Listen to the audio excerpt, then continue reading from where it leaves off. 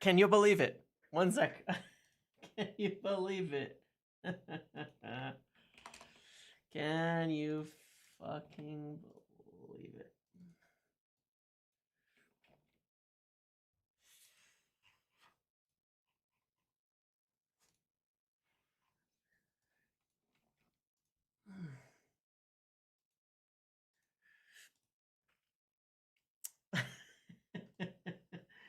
Oh my god. I've never been so excited in all my life.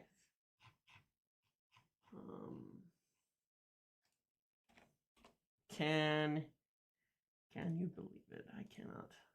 I'm in shock right now that it happened this quickly. We got our answers, right? We got our answers, didn't we? We were asking the we were asking the question, is it because we got an answer back from somebody? And I had a feeling that we did, but I was like, man, it's probably going to be Thomas Frank, because, which I'm okay with.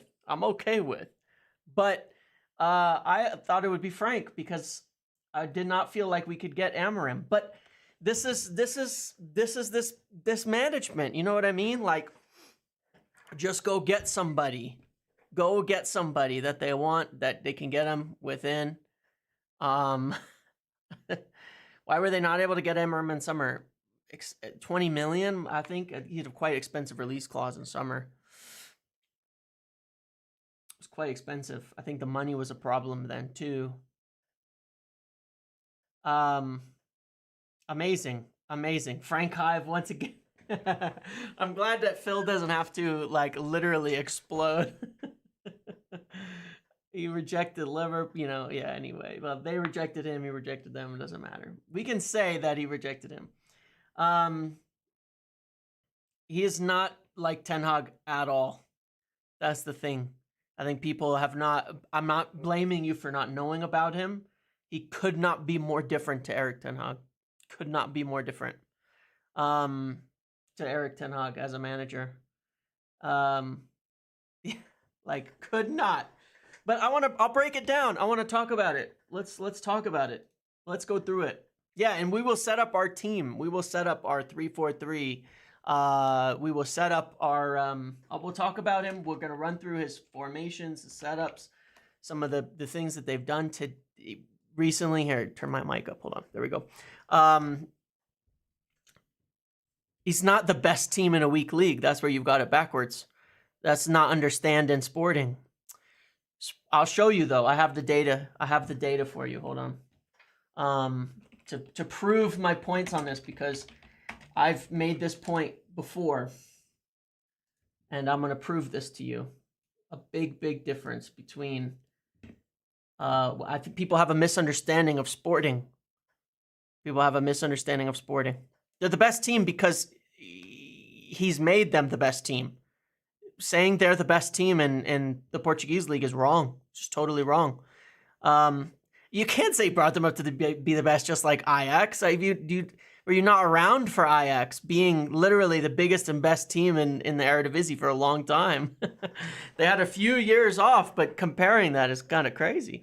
Anyway, but let's look at it. No league title for 19 years. Yeah, let's look. Here we go. So, I mean, we got that answer fast, right? That he took over, that Manchester United working on a deal to appoint Ruben Amorim as head coach, from David Ornstein, Adam Crafton. Sources in Portugal, told The Athletic is open to taking up the opportunity after Erik Ten Hag was sacked. They're ready to pay the 10 million release clause, with the two clubs in talks to finalize a deal that could see Ruben Nistelrooy take interim charge before Amorim's arrival. Now, it doesn't technically say, I did realize, it didn't technically say now, but it's obviously implied. It says Amorim has emerged as Europe's most sought-after young managers after a run of success with the Portuguese club, with United moving quickly after making him their number 1 target to be Ten Hag's replacement. Now, I would tell you that why I'm surprised, and obviously, look at this point, he's the best candidate. At his point, he's the best candidate. Now, is he 100% their number 1? I wouldn't totally say that, because there's others. But in terms of who you could actually get, like I said earlier in the live this morning, best manager on the market. This is Ruben Amorim, best manager on the market by far. The best manager on the market. No fucking doubt about it for me. Not even the slightest hint of a doubt that Ruben Amorim is the best manager on the market right now. In terms of what you can actually get, you want to talk about Xabi Alonso? Not available. You want to talk about Julian Nagelsmann? Not available. This is the guy who's available and is the best manager on the market. I've wanted him for a long time. You have no idea how much Portuguese football I have watched, and some of it is rather painful. Yeah, and the insistence on Ugarte, all of that, you can be sure this is data. His English is very good. He does his press conferences in English, and he's very charismatic with it. Obviously, he's got an accent, but his English is very, very good. So I wouldn't worry about it. No, I like the Portuguese league. I've liked the Portuguese league for a long time. I think it's a really interesting league to watch. And, we've had good luck with people from Sporting, Why not try again? We got our best ever player from Sporting. Why not the best manager since Sir Alex, huh? Let's see. But he will be the first manager that we have hired. Should have come in. Yeah, Nani, exactly. The first manager that we have hired with the proper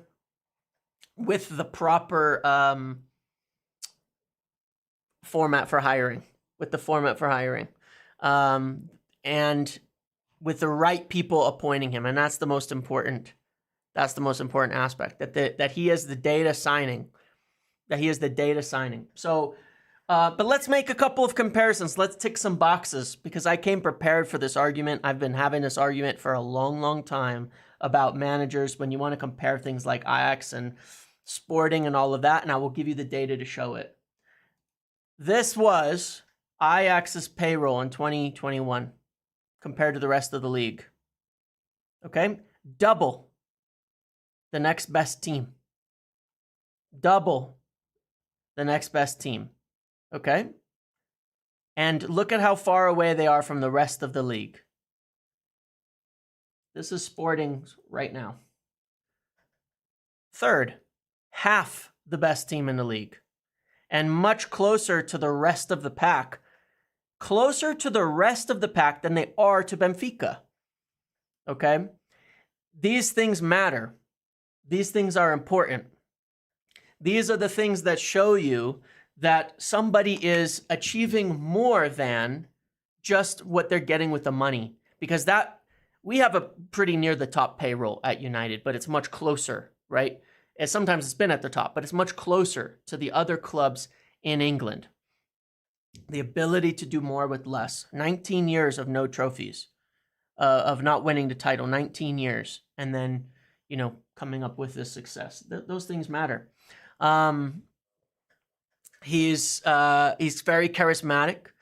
His personality and his leadership traits are one of his strongest things. Again, a big difference.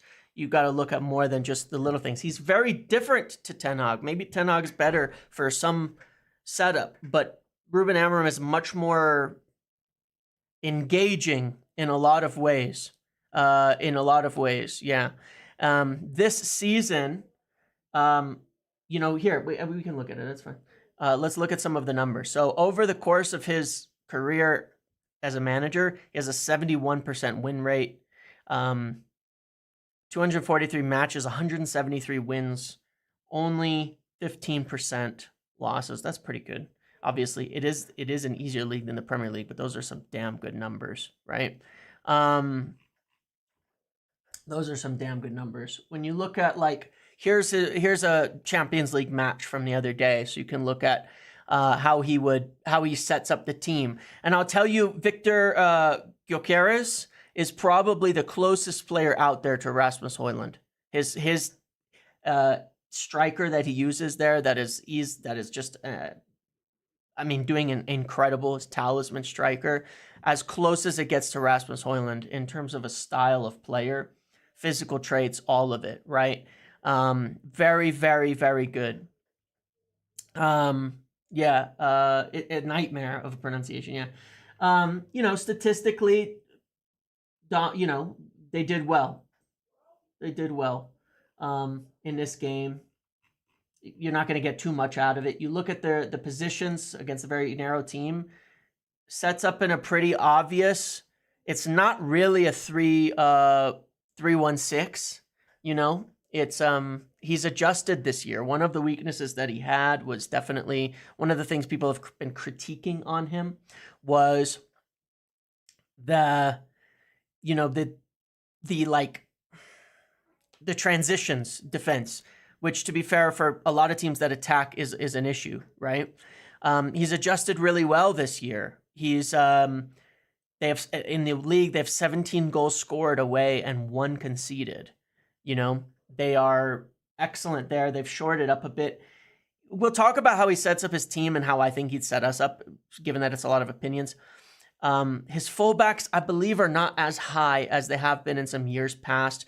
And his team overall is a little less narrow than it has been in years past, to where they don't concede as many transitions in these spaces behind. If you watched a lot of the analysis of last year where he's had weakness, it's a lot of times been in these spaces behind the fullbacks. He's adjusted that this year, being a little less narrow very often, as I've seen, and covering these gaps a little bit better.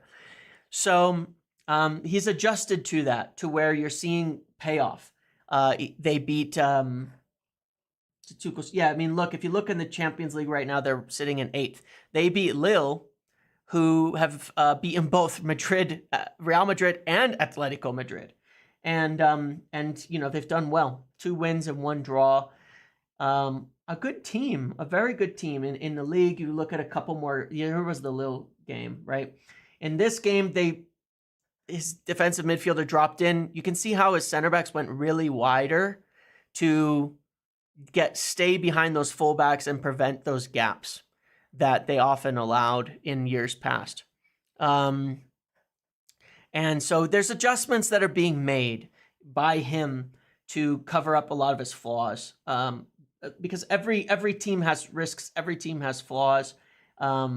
But this is one of the things. They were pretty damn good overall against a very good Lille side. Yeah, there was a red card as well. But in the league, again, just going through another game, you can look dominant across all 90 minutes, right? They don't score, they don't fall apart, they just keep going. I think that's good. 3.75 XG created in this game. You can look, if you want to look at like where his forwards play, narrow. This 3-4-2-1, they're narrow. They are quite narrow, these forwards. His striker is very much going all around, but you look at those forwards and they're narrow. So you look at the players that we have and how they would fit into this. It's a great fit into our squad. It might actually be the best fit manager into our squad, especially in terms of how he uses many, many key players. And I will show you exactly why. Narrow forwards, for one, is one thing that has a huge, huge positive to our team. Narrow forwards. A big difference there. Uses 2 hardworking midfielders. Hold on. As you can see, kind of occupying the similar spaces on both sides. Neither of them are going to be asked to... this guy had an enormous number of shots this game, if that is correct. But in general, his midfielders are ticking the ball over and doing a lot of defensive work, partnering each other. neither are necessarily asked to be the extreme creative force. So I don't know about Bruno. It's a question. He could fit into one of these forwards better than he would fit into one of these. Okay. But you know who fits into that really well? Kabi Manu and Manuel Ugarte. He doesn't like risk from his midfielders. He doesn't like risk from his midfielders. And I will tell you that those two are not generally players he wants making risky passes, but keeping the ball moving, ticking over. You can look at their passing percentages, 89%, 85%, a low number of possessions lost by his midfielders. That's a theme you'll find all the time. The two that he plays there tend to be safer midfielders who work really hard. Why would narrow forwards fit Garnacho and Ratch? They like width. No, they don't. They don't. They don't like width. They really don't.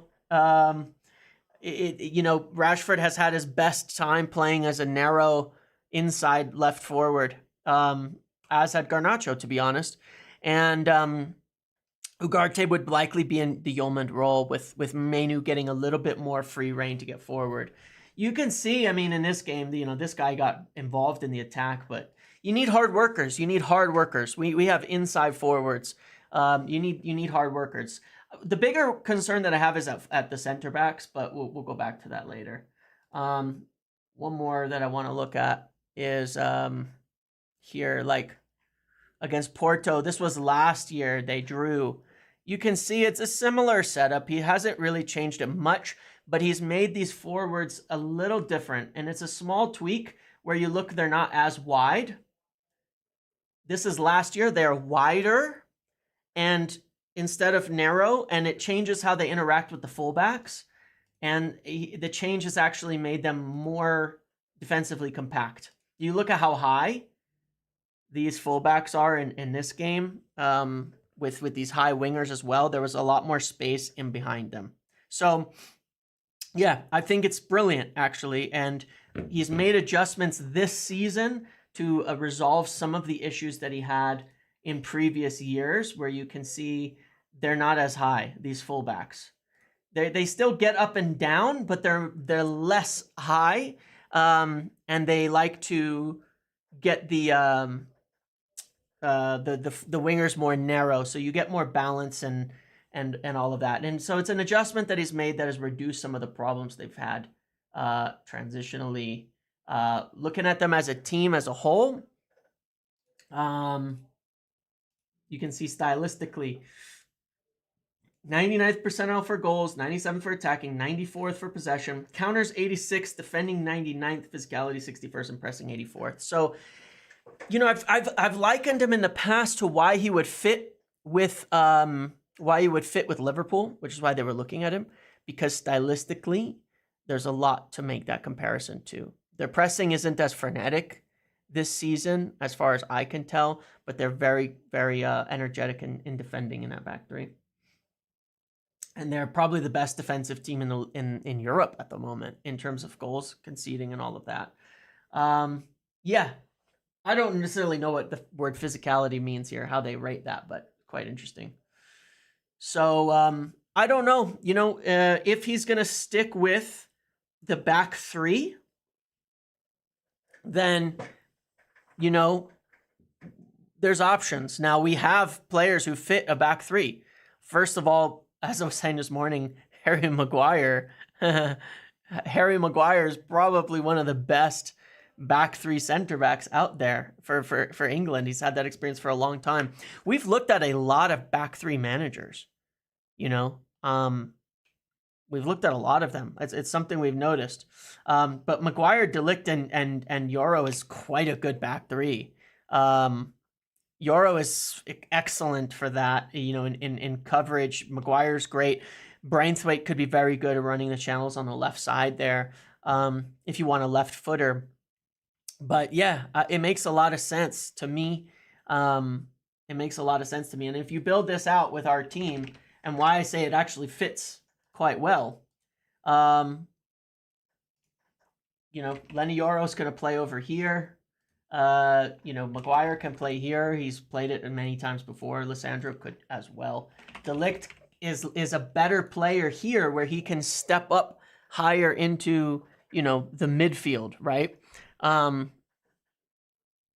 And be more aggressive, like he is naturally, without it being as risky, and having actual coverage kind of behind him. So that, I think, is a positive as well. Now, if you go and buy Braithwaite next year, then he obviously comes right in. It doesn't have to be a 3-4-1-2 with Bruno obviously playing as a 10. It doesn't have to. Maybe it could be. Maybe it won't be. He could fit in here playing slightly wide and in a freer role. It's okay. You know, it is what it is. There's a lot of options. There's a lot of ways you can mix up that front three alongside this. So, you know, De Ligt could be in here. We've really liked Inacio in the past as well.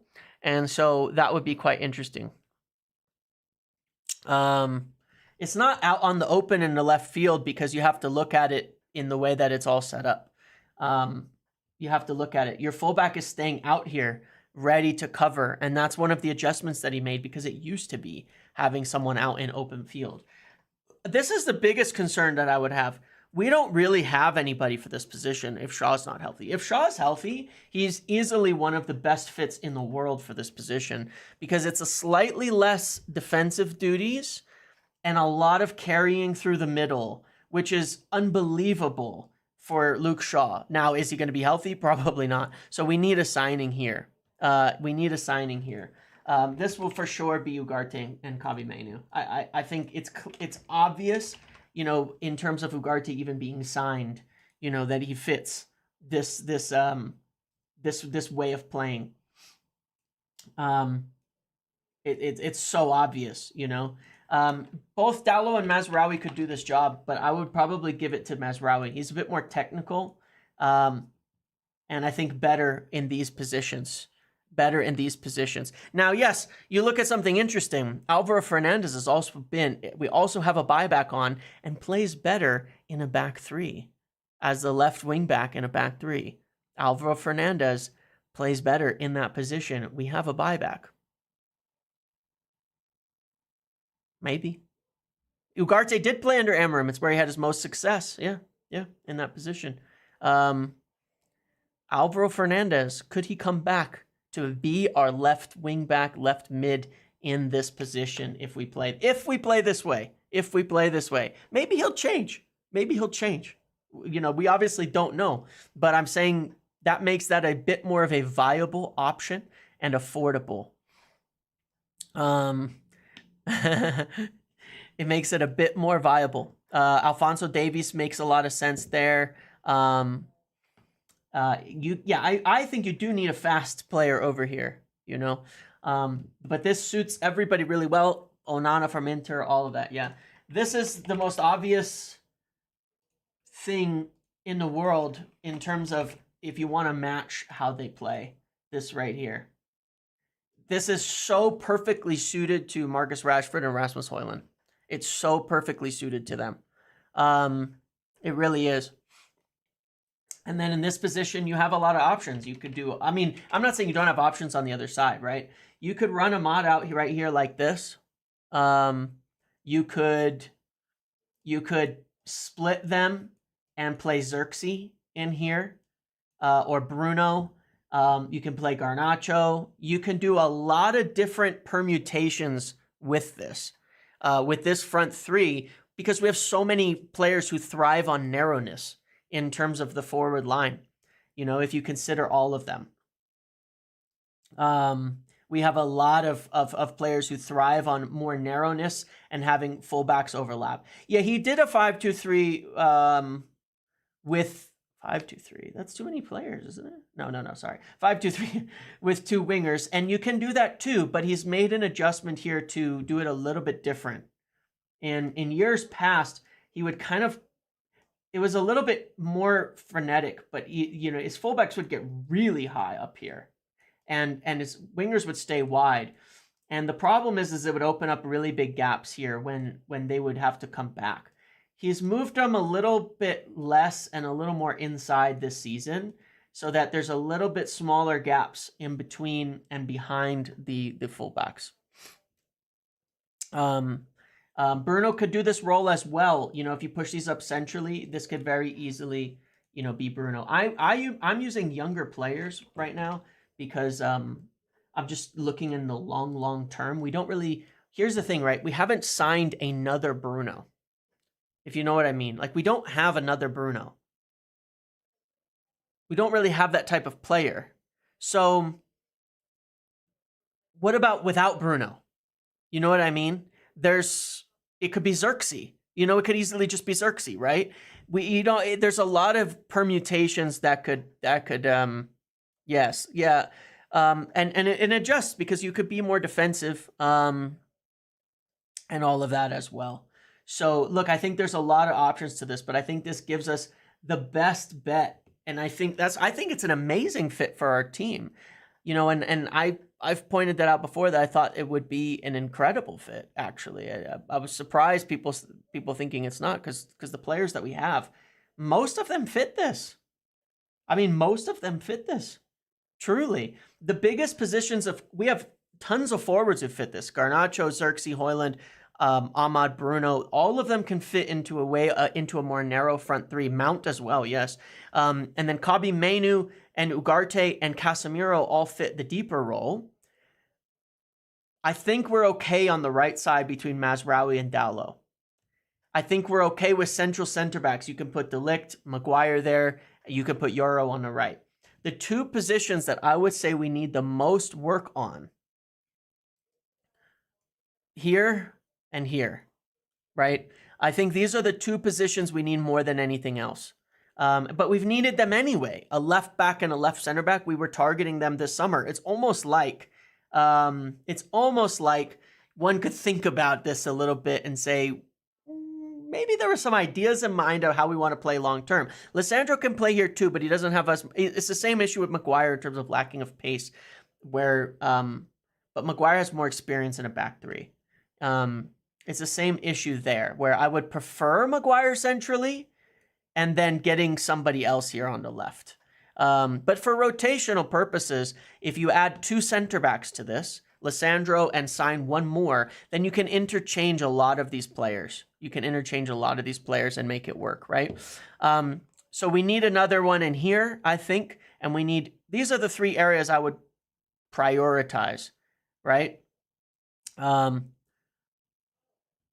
That's what I would prioritize most of all, is another midfielder to replace like Casemiro, a left back, and obviously one more physical, fast, left-sided center back. Those would be my things. Now, there's interesting, like you take a player like Adam Wharton, right, who has had not a greatest season of all, but it's been good. He fits in here very well. Hayden Hackney fits in here very well. If you're going for guys, if you do end up getting more attacking guys, like say Mastantuono, I mean, they fit to a T this position right here. Almost midfielder inside left forwards. They could even play right mid. So yeah, if this happens, which I assume that, we've been in talks for days with Amorim, and it seems like he's the guy, right? Then I would suspect that it was only the sacking occurred, as we kind of said. I missed that message. What'd you say? Why'd you remove it? Anyway, I would assume that he was only sacked once they were sure he would come in, because that was kind of our answer. They wanted to have an answer before they made a change. So I would assume that that's the case. And then,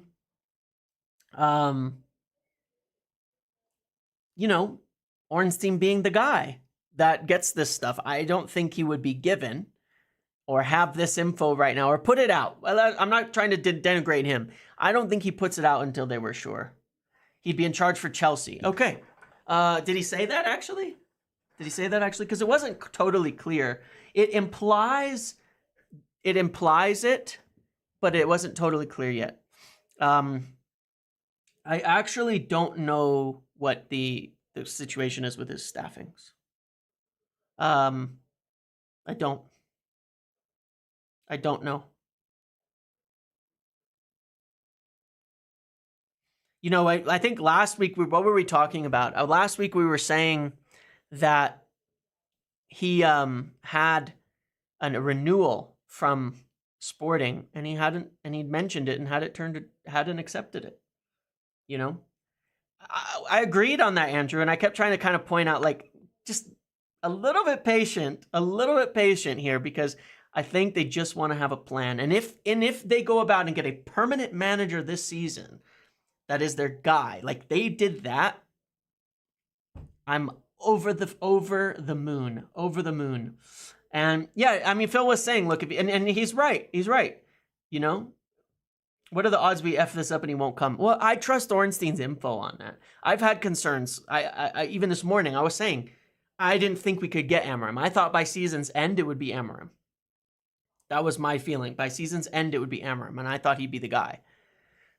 But I did not think we could get him mid-season, and I thought that might kill our chances if we decided to you know, and end up going for Frank. And I felt like, all right, it'd be more likely Frank now, Amorim later. But if they can get their guy now, it's perfection. It's perfection. They've executed this perfectly. And obviously they've been working on it since the break. You know, over the break, you know, what I had heard and shared is that they wanted to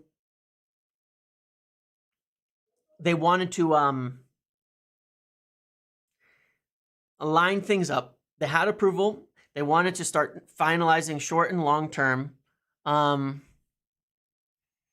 all of that. And now they're doing so. I mean, look, it's tough, right? Because he's in the middle of a huge push for, he's in the middle of a huge push for winning the league, but at the same time, like it says, you know, this is a huge step up in your career to the best club, and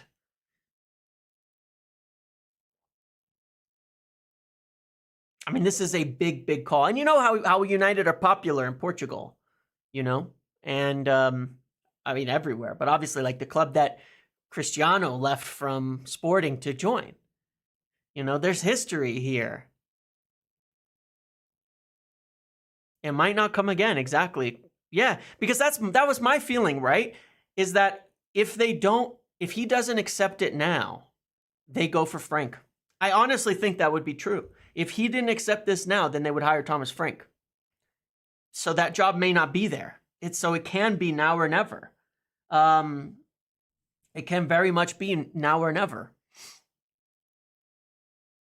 So this is it. You know, this is your shot to make the biggest move in your history. And so if he takes it, which I think he will now based on the reporting, then I'm thrilled, absolutely thrilled with him too, because it takes balls as well. At the same time, it takes balls, and it takes balls from everybody. Yeah, it's huge. It's huge. I'm it's so exciting. Honestly, it's so exciting. This is the team, though, you know, that I would see. And what a project, too. That's the thing. You know, I want to give another positive on this, right? Yes, the data study. I was looking for that. If you could find it and link it for me, if possible, I'll go search for it. But we went on October 10th, I went over on video a data study showing Amorim was the best fit for United, and the best manager to bring in. The data appointment, I love that, man. I'm not saying those are the guys that gave the data to United, but those are people who make the data, and they also thought he would be brilliant. There was a lot of support for him. If you recall, October of last year, the Times wrote an article. Now, if you've listened, the Times have been close to Ineos since day one. I've made that very clear. And the Times wrote an article and got banned from a press conference for it, saying that Amorim was highly admired by the, and this was before Ineos were in. But I said, you want to keep an eye on that because there are people at United who like Amorim, and there's going to be people at Ineos who like Amorim, and they're on their way in. And yeah, now buying all of these center backs makes a lot more sense. No, but look, you've got a lot of options here. Like, I'm not trying to be a dick about like putting one player in or one player out or something like that. Like, you've got options, you've got options. I think you need one more center back over here. There's a lot of different ways you could do this. Obviously, this can be Dallo, less defensive duties, a little more attacking, but I think Mazraoui's better in the final third is why I would pick him. There's a lot of permutations to this. You can go, Garnacho, and you could do, you could go Xerxes in here. There's a lot of things that could happen in mixing this front three up, especially because they're narrow, right? Because they're narrow, because they play together, they can be more interchangeable, so you don't have to worry about all of this. Johnny Evans. I think Maguire would be good in this. Yeah, I thought they had a replacement lined up to do this. That is what I've thought for a long time, that they wouldn't, and in the last window, that they wouldn't be doing this unless they had it. All right, let me find that thing. Thank you for sending me that.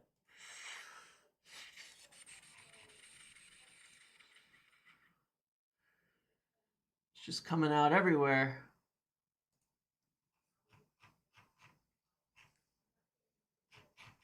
This guy, I'm so excited about this. Oh my God, dude, you have no idea. Oh, brilliant, thank you. Let me pull this up then. This is going to be small.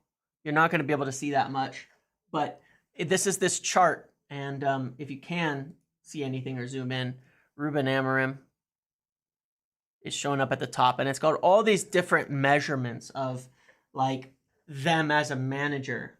It thought that Ruben Amorim would be the best, studied by Carteret Analytics. Yeah, and I could post the link later. Zinedine Zidane, it felt, was second. Inzaghi, who United have been keeping an eye on, but he doesn't want to leave.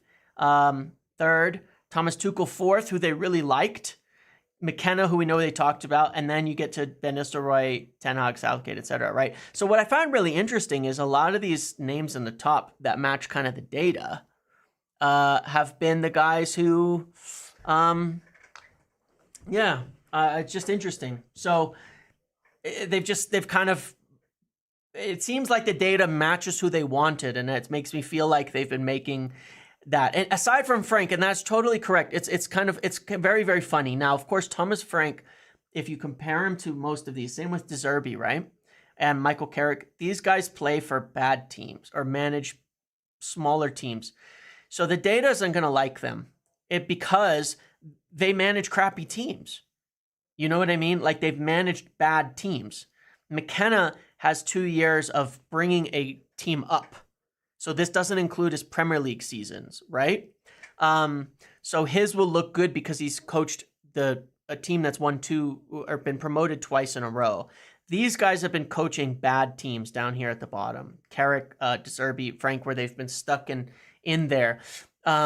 It's not even weighting. It's like relative, right? So Thomas Frank is coaching a fairly mediocre team. So his metrics aren't good. There's no way you're going to look at the metrics and say, oh, Frank is brilliant. Why? Because his success is very relative to the wage structure and the wage structure and what do you call it? The size of Brentford relative to everything else.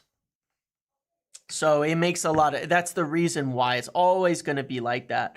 But Ruben, but that makes them riskier too, for sure. It makes them riskier.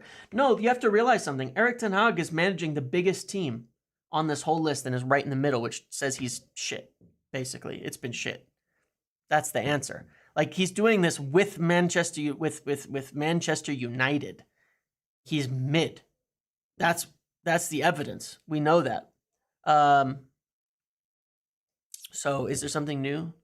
This would be very disappointing if we got like bad news or something. No, I'm seeing all the stuff from Pleddy and all that.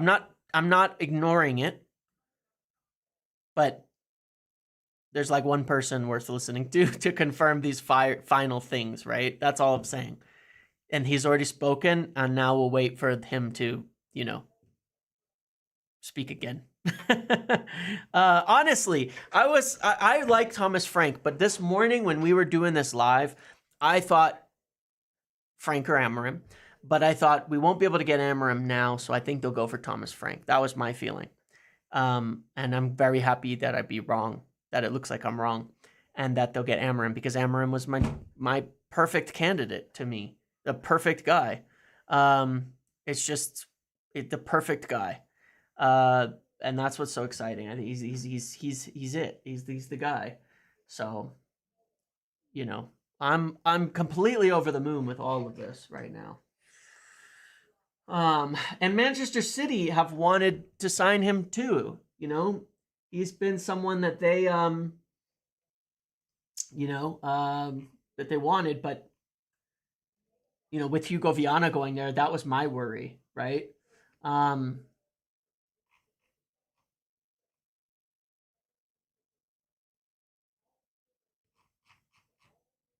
But Manchester United, right? And this is what we want them to go out and get someone. Go out and get somebody. Yeah, they got a sporting director. Yeah, exactly. Go out and get somebody. That worried me though. I tweeted that, right? I said, Hugo Viana plus and Ruben Amorim to replace Chichi, whatever the hell you pronounce it. I'm off my mind right now. And Pep. And I thought that was a good plan for them. Could he join before the weekend? I think it would be after the weekend. They have a match tomorrow, which I'm sure is going to be, if you can find it, one of the most watched sporting matches of all time. Cheeky Burger Stain. Yeah, there you go. Going to be one of the most watched sporting matches of all time. You remember when we were watching, way back when, a lot of you will, when we were watching Bruno Fernandes back in the day, yeah, watching for the tears and all of that. Those were good times, and now it looks like we're going to be back on Sporting Watch. I've never stopped watching Sporting for whatever reason. I've been watching Portuguese football for such a long time. I really liked Bruno before we signed him. I'm not saying there weren't rumors of him, but some of the rumors of players, just because of Ronaldo and Nani and the players that we've gotten for the Portuguese league, I always kept an eye on it. And I was obviously super hype on Darwin Nunez as well. I've watched a lot of Portuguese football over the last few years.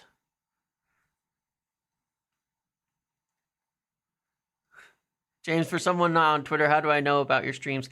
I post them in Discord and on if you subscribe on YouTube and turn your notifications on. It should Ruben, yeah, it should go. It should go. You should get an email or whatever, however it works.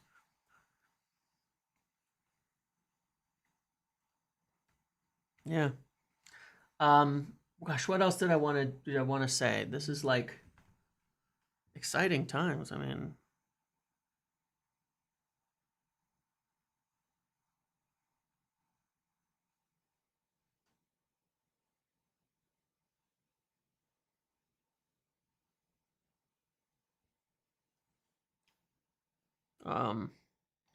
Amorim uses a lot of youth. Yes. So one of the players that he's played a lot is Giovanni Quenda, if I'm pronouncing that right. 17 years old. 17 years old. And he's been playing most of the games this season. He's starting to play the games. He's played the last 3 games for them. He started. A very, very exciting young talent at Sporting. I could see United signing him, to be quite honest, but we have enough right backs right now. He's like a right wing back. He's a left-footed right wing back, but yeah, I mean, he brings a lot. Look, if you think about Ugarte, how old is Ugarte right now, right? Ugarte was only in 2021 when he was playing there, right? He must have been. Sporting have to use young players because, they don't have all that money. You know, they lose a lot of players, a lot. Seeing more of you than my wife did. Yeah. There was somebody who, for a long time, has been begging us to sign Pedro Gonçalves, and he's been playing there for a long time too.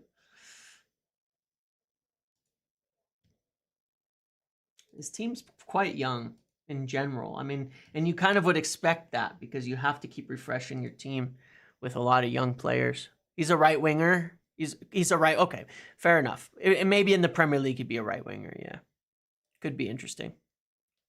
Okay, fair enough. I'm just saying he's deployed him as his right wing back recently, or right mid, but it's different leagues, adjustments. I think players would take a little bit more adjustment than the managers, right? In terms of how much time, and players who are maybe can do defensive duties in Portugal, they need to be more purely attackers in the Premier League. He promoted Matheus Nunes. Nice. Okay. Brilliant. There's quite a number of other players I have to think about there, but very exciting stuff. I think he's perfect. Like, I really do. I think he's perfect for United. It's I have for a long time. It's really hard to, he. Yeah, I mean, he's just great.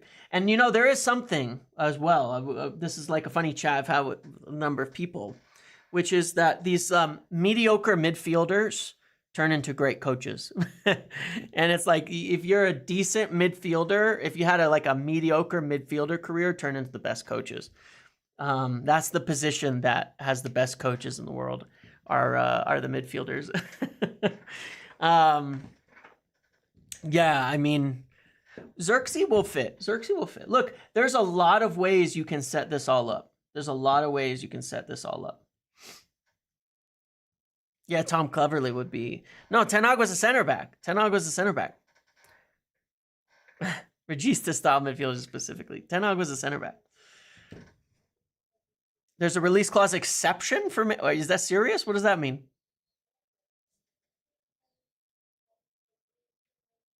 What does that mean?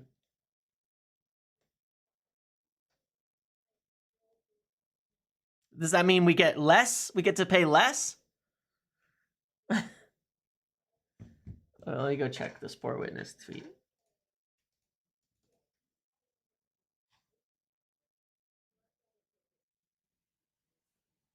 Verbal pact in case of a top club's proposal, 10 million would be enough.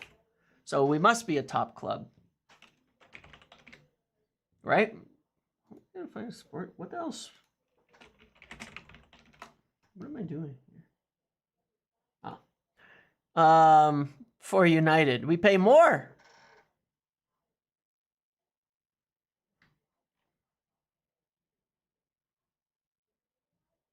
$20 million. There's a clause exception for what are these guys saying? This is confusing. Look, here's the thing. I trust Ornstein over pretty much anybody.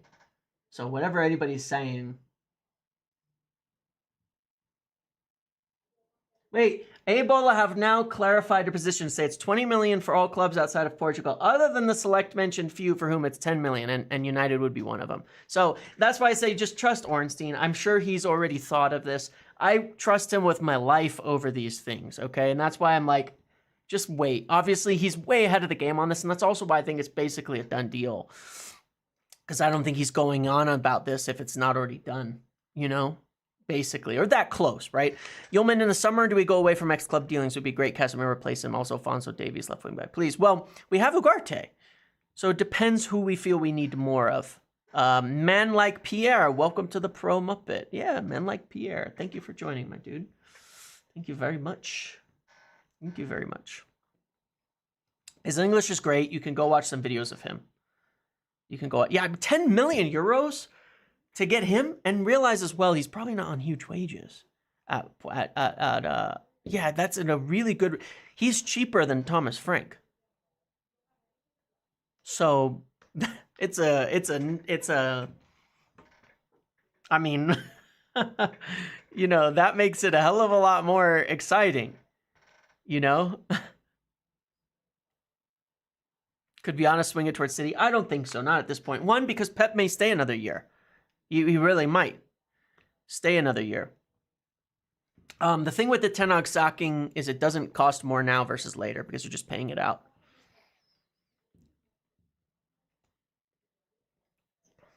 Does he play? He does. He does. I would not worry about youth. United, Liverpool, City, Madrid, Barcelona, Juve, and Bayern are the 7 clubs with exception. So take a moment and think about that. Let's talk that through, okay? Liverpool is already kind of turned down. It's not going to work. City, they could go for him. Madrid, that job is probably locked up between Ancelotti and Xabi Alonso. Barcelona, doing well with Flick. Juventus just hired Thiago Motta. Bayern, Vincent Kompany. So he might, if he's looking at that, saying those are the clubs I would love to go manage someday, and I want to make it easy for them to get me, we're the best one. We're the best one. We're who he should go for. And you look at that and say, like Phil said, this may never come around again. This may never come around again. Yes, he did do some coaching badges with us under Jose as well, yeah. This may never come around again. This is it. This might be his only shot at one of those big clubs. Might be his only shot at one of those big clubs. Sporting heritage. Exactly. Yeah. A huge fan base in Portugal. I mean, to me, it's beautiful. And obviously, he'll probably tell us he's a lifelong United watcher because of all the history.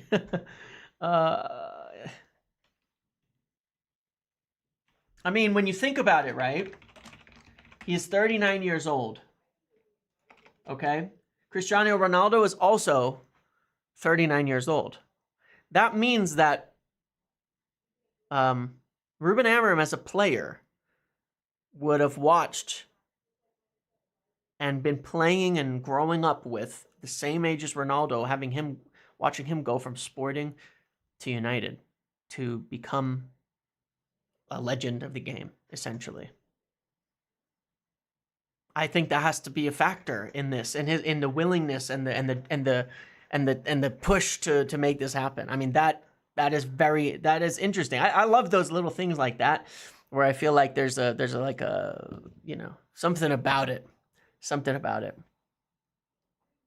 You're not sure how he fits our squad? Here, I put together some examples. Based on how he's set up now that I think would work very well. And as I said, when I first did this, Rashford, Højlund fit this perfectly. Ahmad could be here. Mount could be here. There's so many permutations of this that could work. I mean, even this morning, right, people were saying he wasn't going to join, and myself included. I did not think he was going to join mid-season. But we've convinced a hell of a lot of people. I mean, we convinced Lenny Yoro. No, I had an earlier version. The initial version that I put, which is what I think is the most logical, is this. Because Gyökeres, whatever the hell his name is very much Højlund. These are very similar players, and I think this would be how he would line up, essentially. And this would be the more likely thing. Ugarte, I think Ineos wanted him so badly because they had Amorim in mind. I would not be surprised at all. There are 2 cams for the left and right. Yeah, essentially. Yeah, essentially.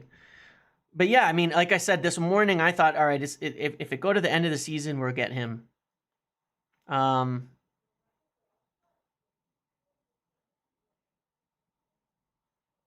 I thought they wouldn't be able to, and they would go for Frank right now.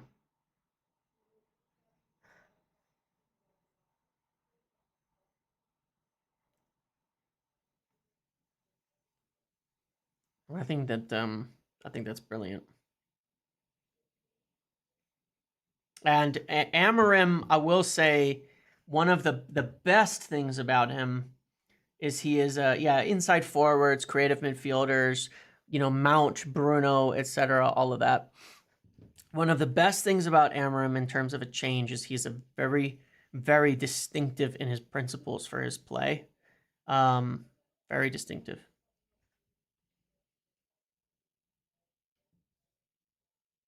I mean, this is so cool. You have no idea how excited I am about this.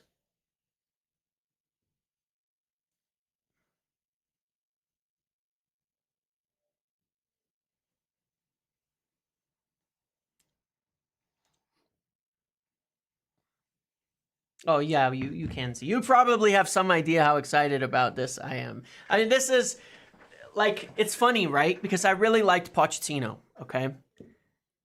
Amorim is a whole nother level for me in terms of manager. I wanted, because with Pochettino, I really liked him, but I know he's flawed. I just thought he would be a very good fit, and I like him. Ruben Amorim, I do not have the same doubts about. I do not have the same doubts about. I have all the excitement with less doubts, and I think he's an unbelievable manager, and I think it has the biggest benefit. I mean, I think it has the biggest upside. Is Luckhurst saying that it's done? I'm kind of expecting it because, like I said, when it gets briefed this quickly, I usually think it's over. When you get, you know, Ornstein and all of that.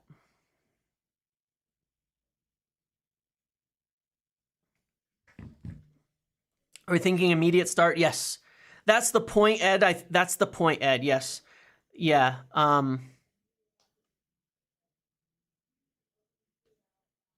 Right. Well, it says he's accepted. Ornstein does not say he says he's open. It does not say he's agreed.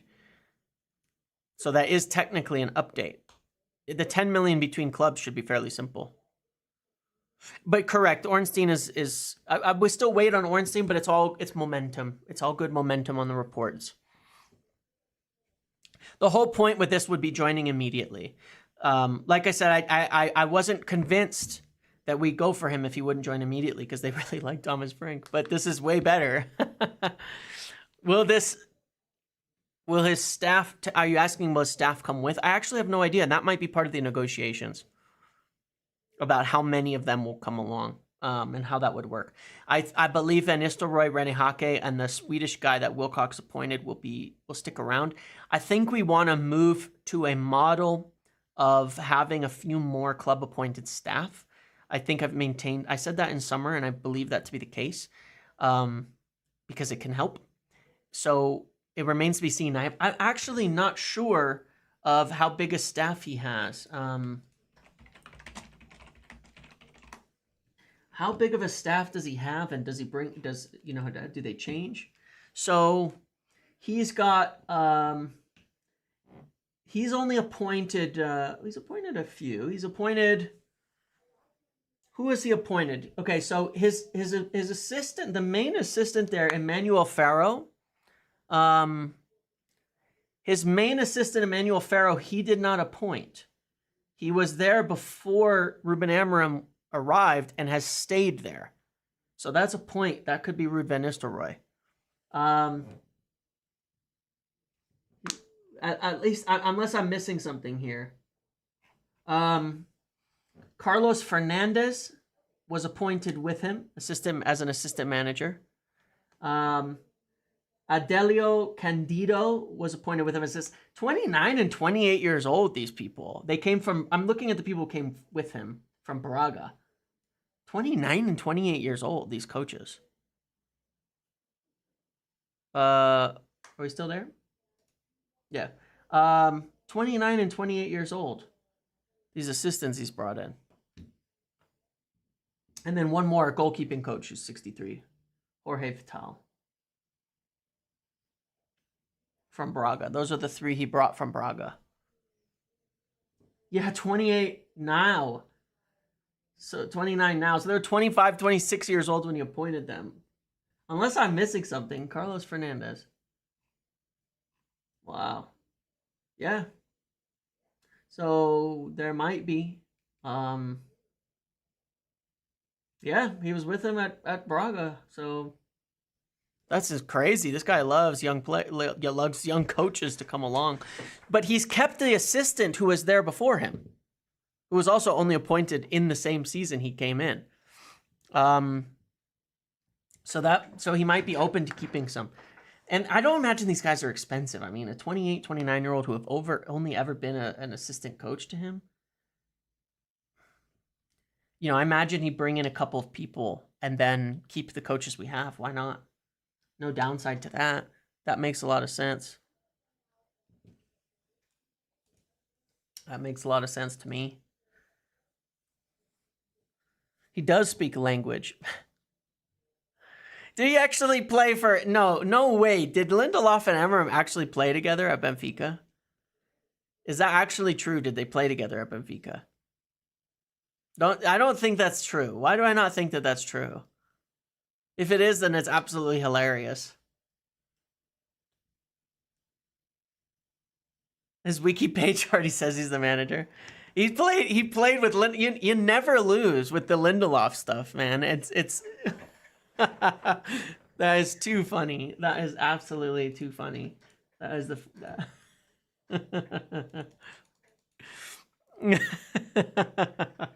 Oh my god. How good is that? Oh, that is so good. That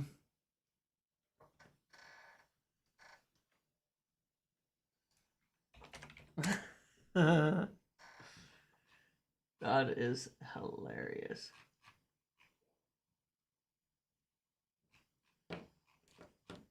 I by the way, on that whole City thing, I think they're gonna go for Xabi Alonso, just for what it's worth. I think they go for Xabi Alonso. Similar vibe for when Jose went to Chelsea. I like it. I like the feeling. Look, it's gonna be a ride, that's for sure. Dalot is too young. Dalot's too young. He may be way in the youth side, but he was too young. Porto, yes, that's true. Porto, yes. Yeah, he was, but he was only, what, 17 or 18 then? 19 when he signed for us, so he would have, even at the same time, been in 14 years old, something like that, you know? That is too... So they actually spent a number of years together, Lindelof and Ruben Amorim. Unbelievable. Unbelievable. I can't believe that. No, Amorim joined 2 months after they sold Bruno, and then won a title, their first title in 19 years without him. But don't take that negatively. Yeah. That's what it is. As a sporting fan, I'm actually dreading this possible Amorim departure. United finally made the correct choice. He's a midfielder. He's a midfielder as a player. He's a midfielder. I mean, the way that it's moving, I would guess he comes in after Chelsea. 2 games. 2 games. Leicester and Chelsea for Van Nistelrooy. Do I see Bruno working? Yeah, as an inside attacker for sure. Just hope Amorim is prepared for the intensity of the Prem this time around. Yeah, me too. They did knock out Arsenal in Europa last year, or 2 years ago. Not last year, 2 years ago. His midfielders do score, yeah. They can get forward. Business with Sporting in the past has been successful, absolutely. Yeah, after Chelsea, the fixtures are really good. He's undefeated against English teams. I mean, that's a good sign. That's a good question, Richie. Will Ruud now switch to a 3 at the back? Will we? I don't know. We don't have enough. We have this funny issue where do we have the fit center back? I guess we do. We have Johnny Evans, Lindelof, Lissandro, and De Ligt, and Maguire might be back very shortly. So we might be able to do a back 3 there. We could also do a back 3 with Dalot in there. Who would be our left mid? We don't know where Mazraoui is at. We need a couple healthy people. Casemiro, good point. Casemiro could play central center back in a back 3. Actually might suit him at his current level. Casemiro and a central center back of a back 3 is not a bad idea. Behind Kobe and Ugarte. Actually not a terrible idea at all. He plays better with the game in front of him, and interesting. It's an interesting thought. I feel like we talked about it one time a long time ago on one of our just hangouts, you know. I know he does, but in a back 3 is a little bit different because he can kind of step up as almost the deepest midfielder still. is different to a back four. Very different.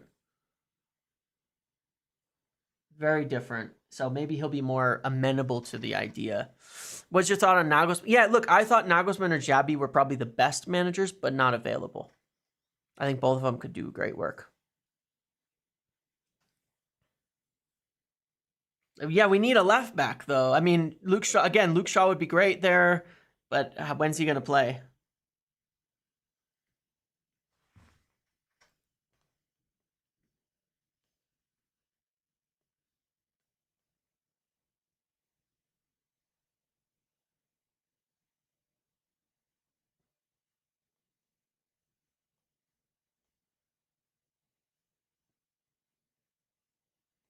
What's going on here?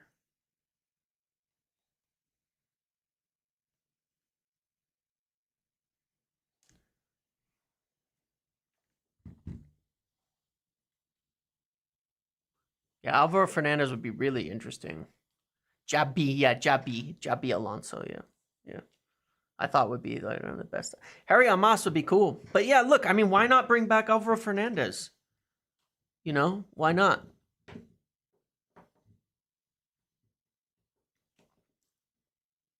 He's a good player, and he fits this. You know what? It's so funny because like, who doesn't play a three at the back anyway right now? Like all the good teams, who doesn't? You know, I mean, practically everybody's playing three at the back in a lot of formations and setups. So it's kind of like, it's just maybe a little bit easier.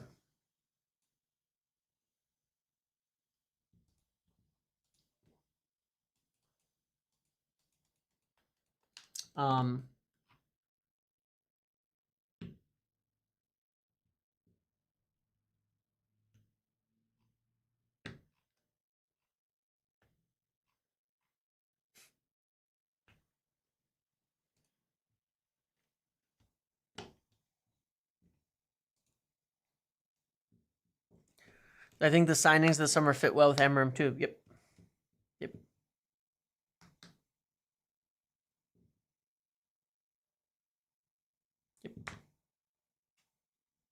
Anthony at left wing back. We convinced the board to sign Giovanni Quenda. Let's see what happens next year. You know, let's see what happens next year, because I don't think we'll make like that. Could be a very expensive signing, I feel, given the age and all of that. Van Nistelrooy definitely did not play a three at the back in historically. I don't know what his buildup is. There's some good videos out there. He definitely plays a 4-3-3 in general.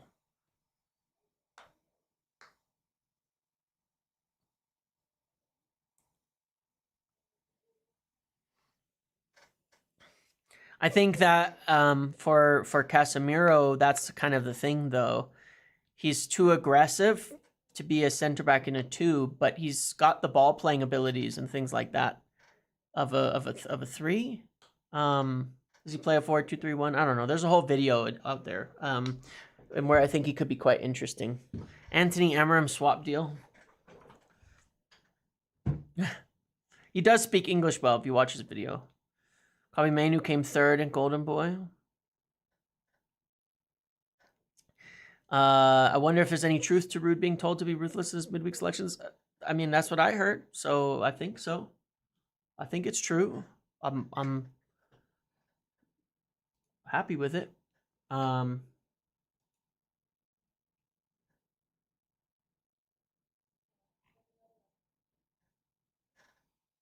already some stuff. 2 league titles before turning 40. Wingback's key and flexible system, adapting, get the most out of Gyökeres. Defensively sound with one flaw.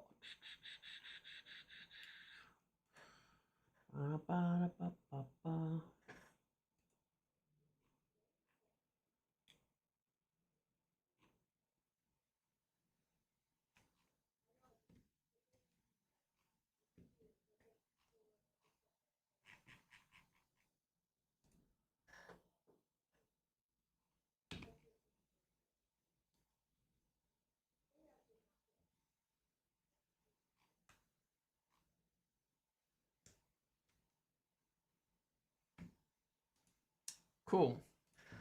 Oh man, what a day. Do I sit here? I need to like eat something. Do I just like sit here live with you guys and see what else comes out and answer questions? It's like 2 o'clock. I've been live and recording videos from like, oh my God, 7:30 in the morning to like near 10. And then I recorded the podcast to 11. And then I went live again at like 12:45. I've literally done nothing today and I have not eaten anything. I can order something. I'm going to order something and then it'll be here and then we'll just see if anything else comes out. And I'll wait until like 3. I know I streamed before sunrise, so it's just a crazy day. What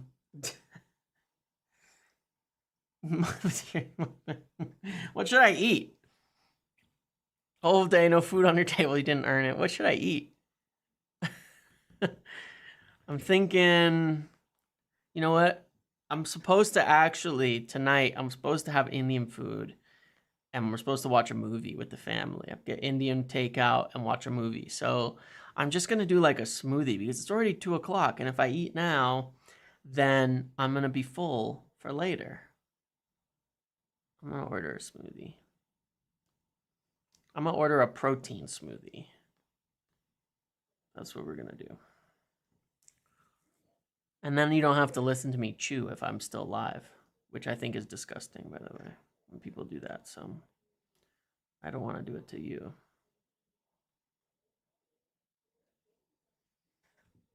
What do I prefer for Indian food? James going rest. I remember saying watch Amorim last year, right? Same as you're right, everything was takeover.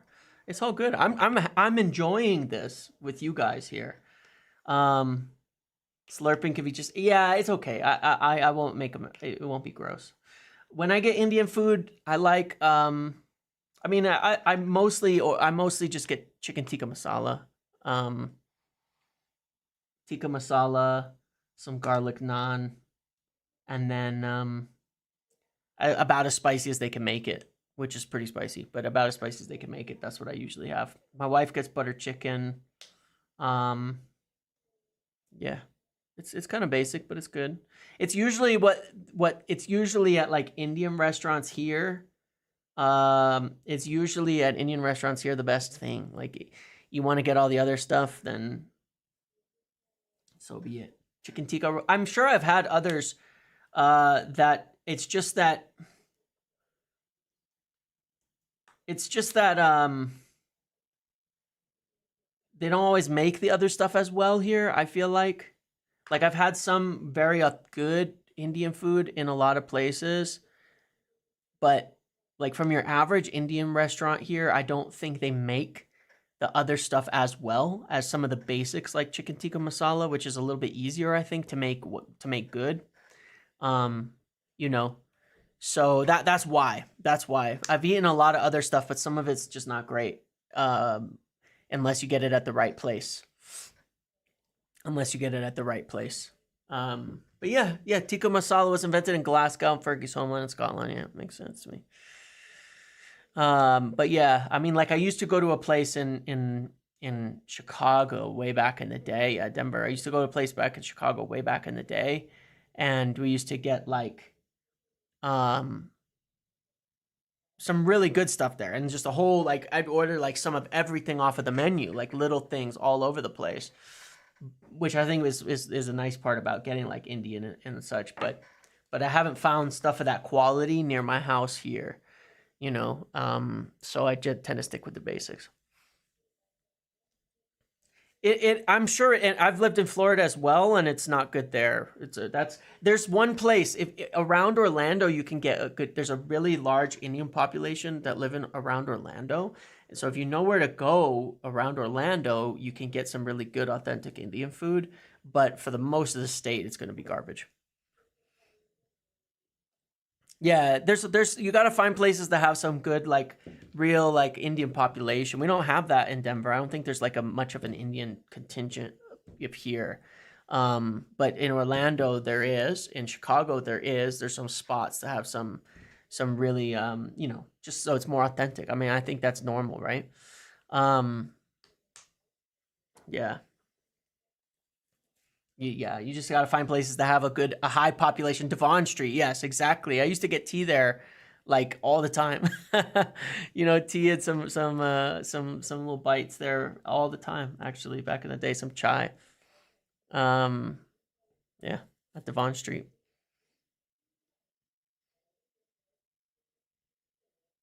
Yeah, I wouldn't bet on Fort Lauderdale having good Indian food, to be honest. Reckon we get Alvaro in January if Amorim comes in? I'm really considering it, since we're looking at it, then yeah. Chinese food's the same. I don't get good Chinese food out here. We have the weirdest thing here in Denver, which is that we get good seafood in a landlocked state, but there's some really good seafood and sushi restaurants. Whatever the reason is.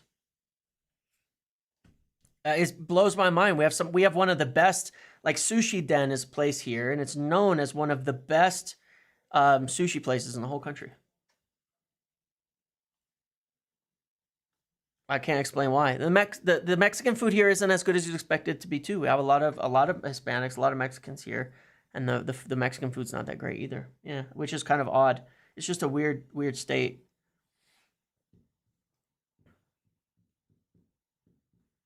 Is Amaranth's? I put the thing back on the screen. Hold on, that I pulled up, like how I would line this team up, that I think would work well. Super insight, James. Pity Ten Hag didn't work considering what did Ajax. Back three sounds good to me considering the players we have. Just bring some pride first, yeah. Do you think we're 2 signings away from the best 11? No, because I think a lot of these players need to develop really well. But I think there's potential. I think we need definitely an upgraded center back. I think we need fullbacks. Fullbacks would make me nervous a little bit.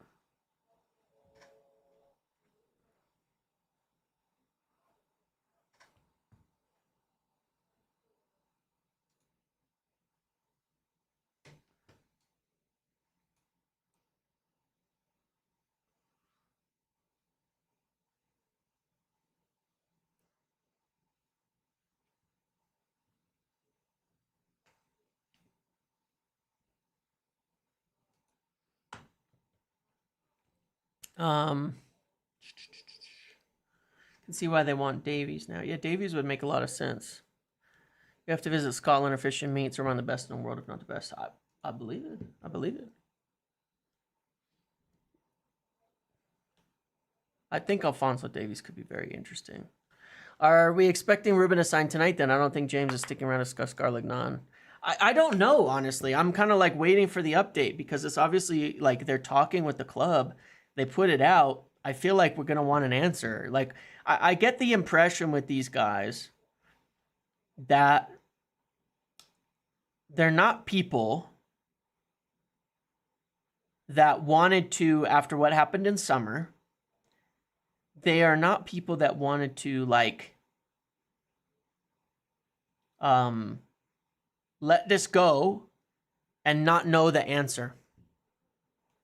That made you all want Indian food. To let this go and not want the answer. So, given what's happened, they need to show a real show of competency here, right? A real show of competency. So I get the idea they want it to be like dusted. We made the decision to sack Ten Hag. We've got our next manager in, and here's when he's starting. That's how I think they want it to look. So I would not be surprised if they want it out today. And I think it's down to, just from asking a couple people, I think it's quite literally down to the coaches. Like discussing the coaches. Because there's a release clause. He wants to join. And from what I can gather, they're talking about coaches. I think they're talking about what coaches are coming in. And it's that simple.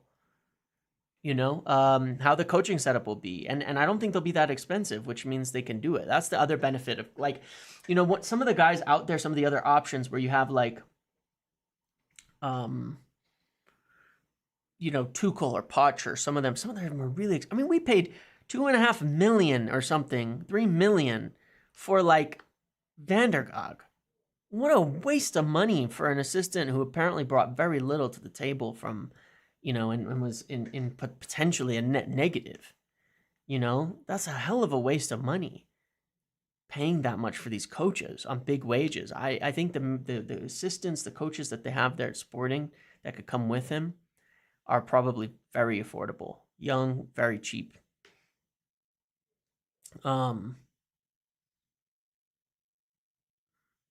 How likely is it going to happen? I think it's very likely. Any sadness about Ten Hag sucking, the fact that it didn't work out? Not for me.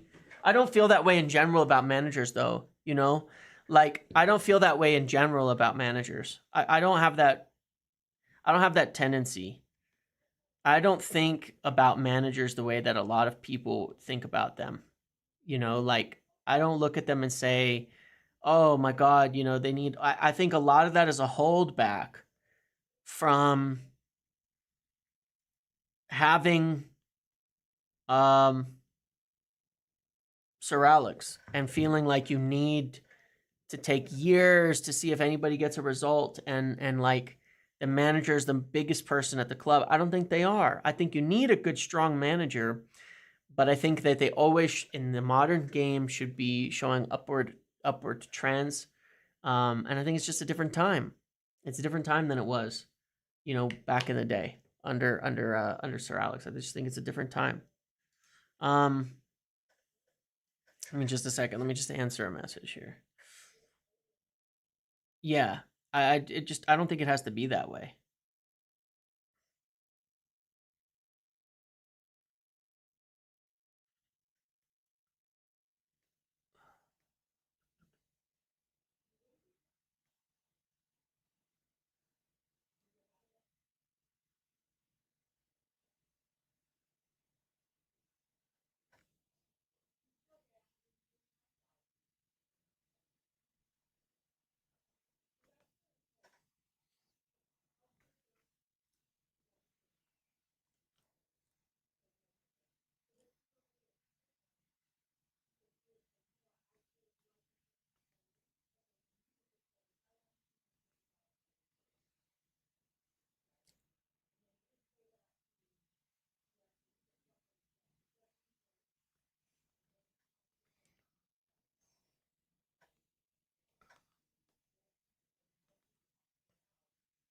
Yeah, the front three could be a 1-2 as well, for sure.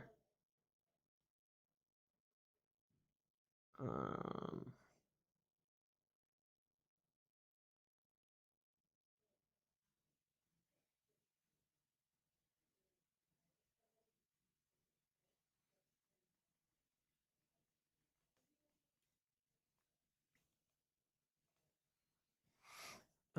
sorry, I'm just and like I said, I've done like zero work today, so I'm trying to just catch a couple of emails on my phone really fast. We won't see Rashford and Garnacho. Well, here's the thing with this that I think is interesting as well. You could play Garnacho here in this narrow three, and it would be chaotic but interesting. I'm sure he could play a back four if he wanted to, but he really likes his back three. Which youth player do I think could fit? I think we're more likely to see youth players that are like I don't think Collier's not getting in because he doesn't fit. I think he's not getting in because he's not that highly rated, as far as I can tell. So you know, I think it's more the guys who are like coming up that are going to be the most that have the best chances of getting in. There's a lot of really good young talent at the team that has more chance of getting in.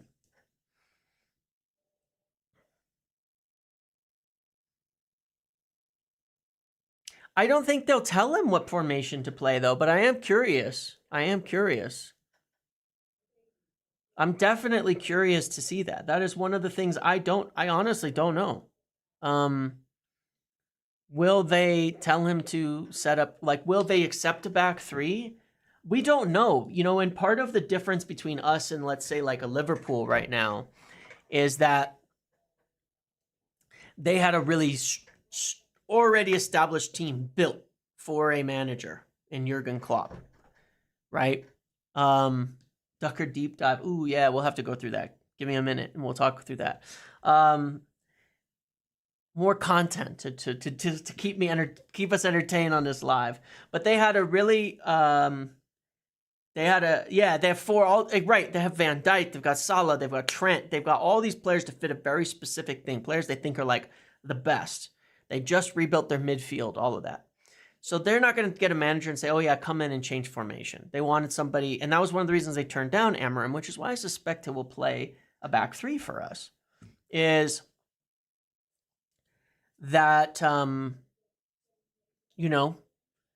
that could. We don't have that yet. We haven't built that yet. There's still flexibility in this. I don't think going to a back three in the long term means you couldn't go back to a back four, though. I don't think it's that complicated, frankly. So I'm not worried about it. Poch versus Amorim, who do you like the most? Well, I was mentioning earlier, for me, Amorim is a much higher level of coach, potentially. I like Poch. I thought he was a good fit for our squad. I thought he's a good manager.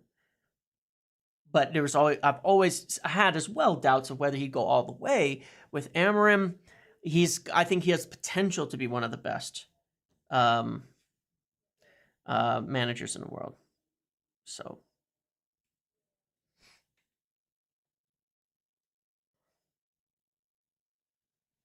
and like what he's doing now is unbelievable too.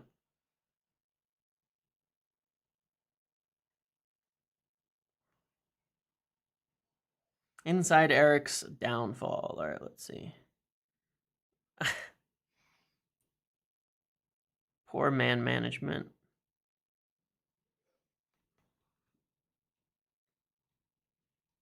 In-game adjustments that make sense again. Let's see. All right, hold on.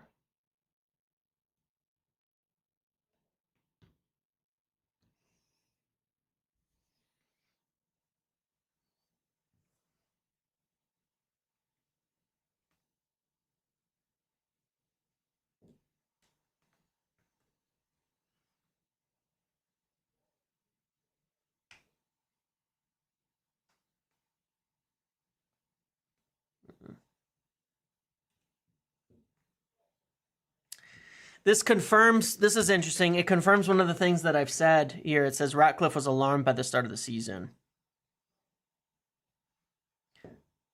It said that if one or two had got their way, Ten Hag may not have been in the dugout for Brentford. It suggested, which I made very, very clear. This is from Ducker, right? I made very, very clear that Sir Jim was really concerned about the start to our season. It is a little annoying because I wish people would share this stuff, and I get that they do it to protect relationships and all of that. I've shared a lot of this stuff myself.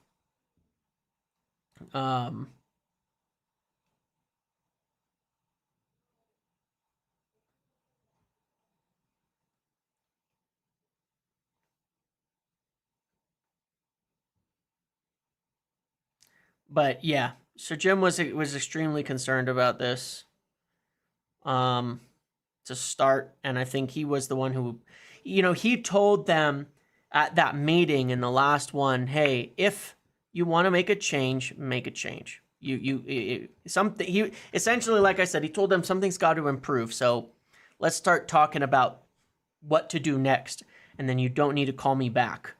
We don't need to convene another big meeting in order to decide to sack him.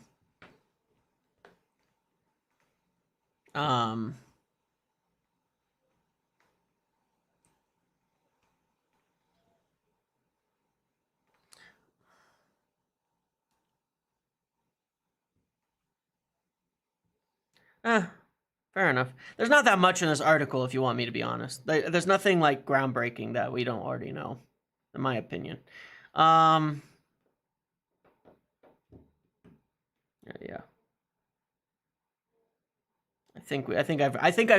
I'll be quite honest with you all here. I think that I've told you all more truths about how they view things than anybody else has on all of this. Richie, have a good one. Thanks for hanging out.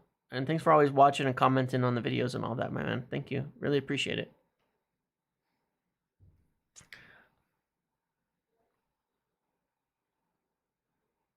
There are multiple ways to do it back. Right. It does, and in fact, in a lot of the current way of playing, a lot of back threes are more attacking than before because you know, I mean, look, we build up in a back three, so what's the difference? You know, what's the difference? What is the difference between this? Like when you really think about it, right? What's the difference?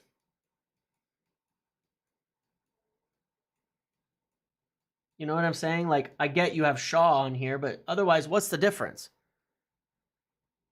It's not much difference. You know, there's a slight adjustment in the personnel, but it's not that much different to how we might line up anyway. You know, in a lot of different ways. So you might be saying, well, this is a little less attacking because you have this fullback. Sure. If they're less attacking, sometimes they're just better all-rounders, you know? There's a lot of ways you can do this where it fits how you want to build up and play anyway. You know, in a 3-2-5, all sorts of things that can be done that can make it very aggressive. So Amorim comes in, we play a 3-4-2-1. Are we doing rapid counterattacks or a possession team? I don't think Amorim fits into the archetype of, you know, being a possession-based manager or a counter-based manager. That's why I've constantly drawn the line to Liverpool.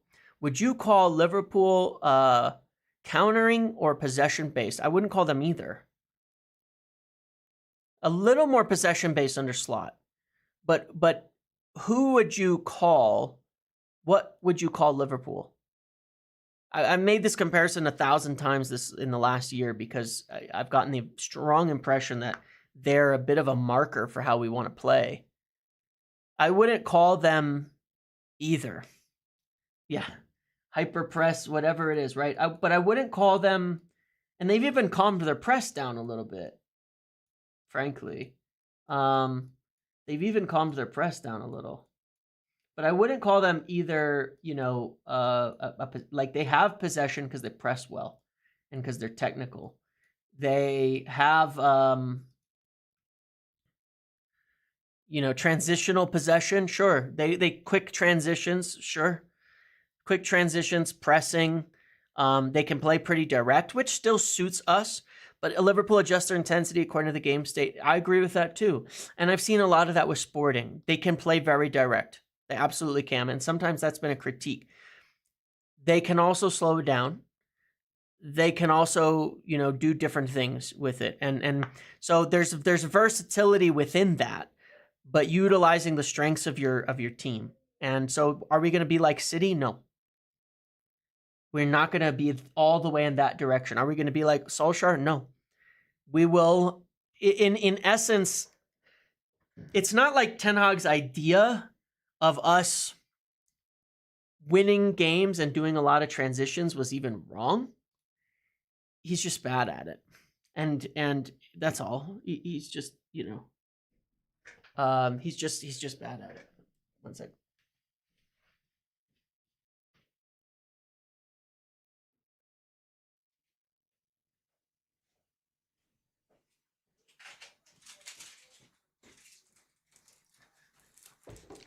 They snuck in and dropped off my food while I was on the, or my smoothie while I was on the video. Very sneaky. Sir Alex Ferguson's team used to be like that. Yeah. Yeah.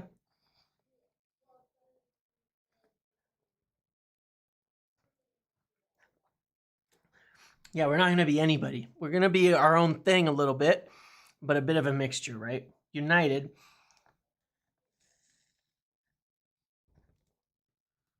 Something in between. Something new. That's what's exciting. And I will tell you the other underrated part about Ruben Amorim compared to guys like Thomas Tuchel, who a lot of people wanted. Ruben Amorim joined in March 2020, and he looks like he will leave in October 28th, 2024. That's 4.5 years. That's a long time for a manager in the modern game to stay, having won 2 league titles and set him up well to win another. And a lot of coaches won't do that anymore. No falling out with the board, none of that shit. I like that. I'm happy about that. I think that's an underrated aspect of bringing someone like him in. We want someone to be here 2 years from now, right? We want someone to win a title 3 years from now. He will stay, and he will do it.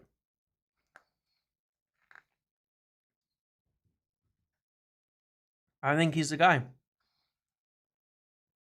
And, yeah.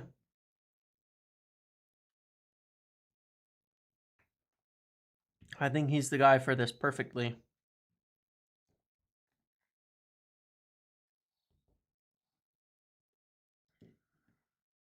Maybe we won't get something tonight, but I'm pretty excited about it. One more little thing to say, you know, this is it.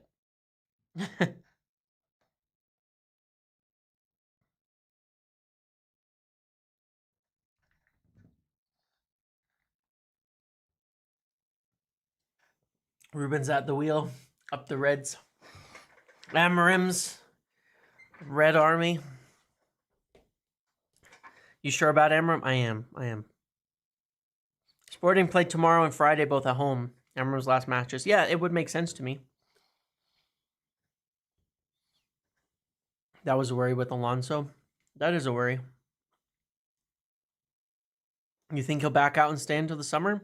I don't think we get to this stage if it's not a done deal. I would strongly suspect that we are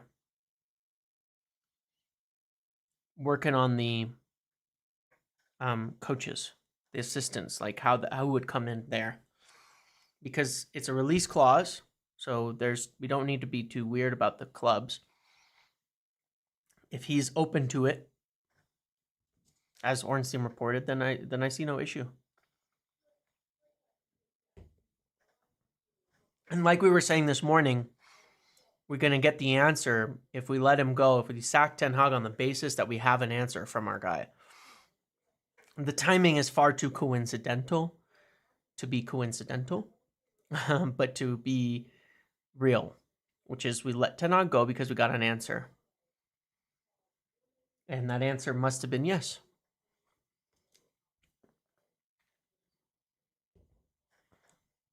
In Amorim's time at manager, promoted 25 players from the B team. That's good news.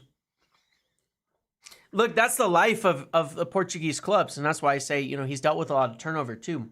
Their players get sold, their manager, their everything it gets overhauled at these Portuguese clubs year after year. Don't you think we should have gotten him in summer if we really wanted him? Yes. Yeah, I do. I don't think we could have afforded him, frankly. We had a money problem.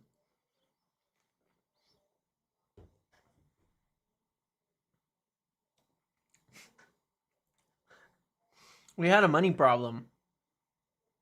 We had a serious money problem. So Tuchel and De Zerbi were essentially free because De Zerbi got bought out of his contract or whatever, and it was like $2 million. It was like nothing. We had a serious money problem.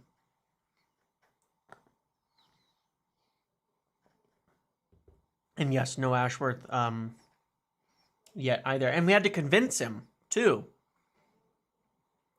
Realize again, we got turned down by a lot of managers in summer. And I don't know if we could have convinced him. Now we can.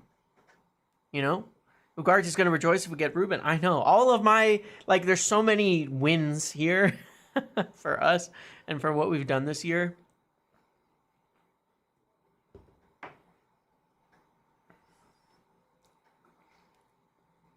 Barada and Ashworth leading the talks must be a huge difference. Yeah.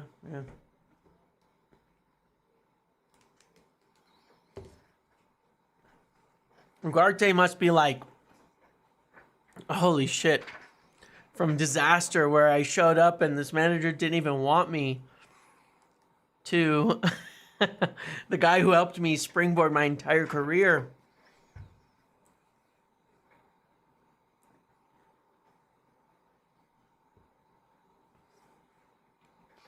I do think that is a factor.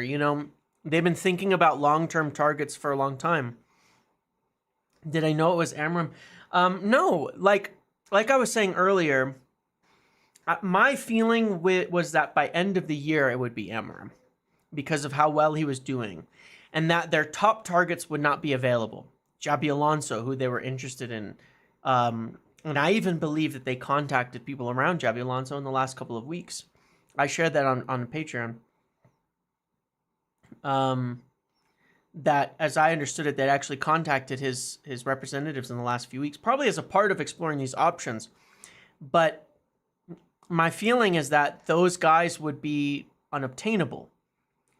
And so by end of year, Amorim would rise up the list and be the best candidate. I did not think they'd get him now, though. I honestly thought it would be Thomas Frank this morning. Like, I thought we'd get Thomas Frank in tomorrow. And that we couldn't get Amorim during the year. But this is the best possible scenario.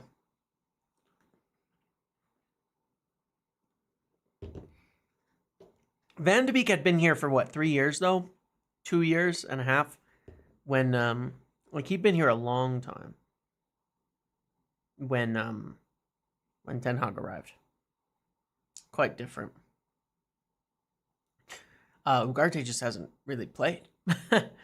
And we know that a manager didn't want him. A little different. Yeah, and Van de Beek also had some injury issues. He had major fitness issues. Like big fitness issues over the last few years. Yeah, he was racked with injuries, exactly, yeah. Yeah, I think he, do you recall, there was a point in Ten Hag's first season, pissed me off, okay, where he benched Fred, started Van de Beek 2 games, and we lost those games. And then Van de Beek got injured again and was never seen from. But he gave him 2 starts, like, out of the blue for no reason, and we played like shit. And I remember being really concerned by that at the time. Because we'd been winning games or doing well, and then Van de Beek started, and then we lost.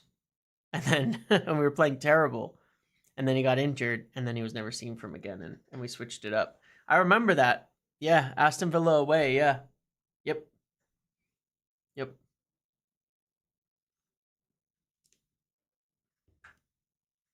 Yep. I don't know the best way to show Amorim's tactics, but we should. Oh man, we could do a watch along tomorrow. If I can find the game, we could do a watch along tomorrow. That would be fun. To like just talk it through together.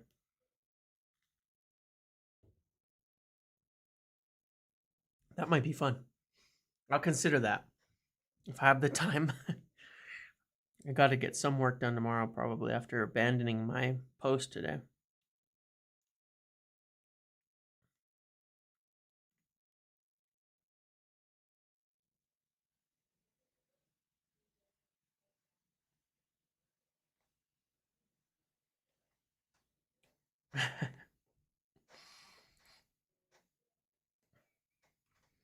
Statman Dave did a really solid one.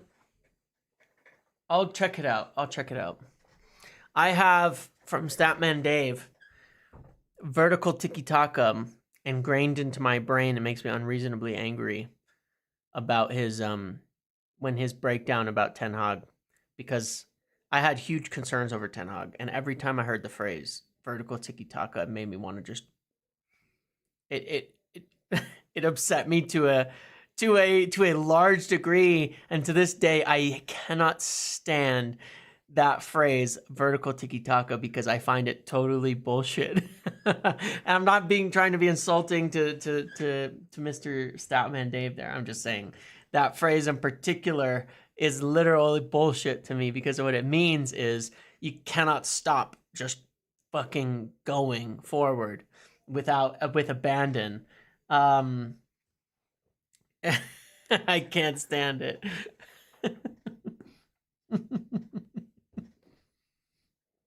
Yeah, vertical tiki-taka. Oh man, I can't. Yeah.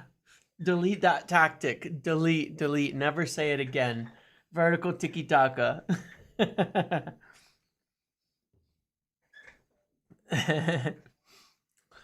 No, there's a lot of good stuff out there as well. I'll probably wait for H2O, H2O. You know, he's a great guy, does good videos. Did one with Molnstein today on Ten Hag's tactics.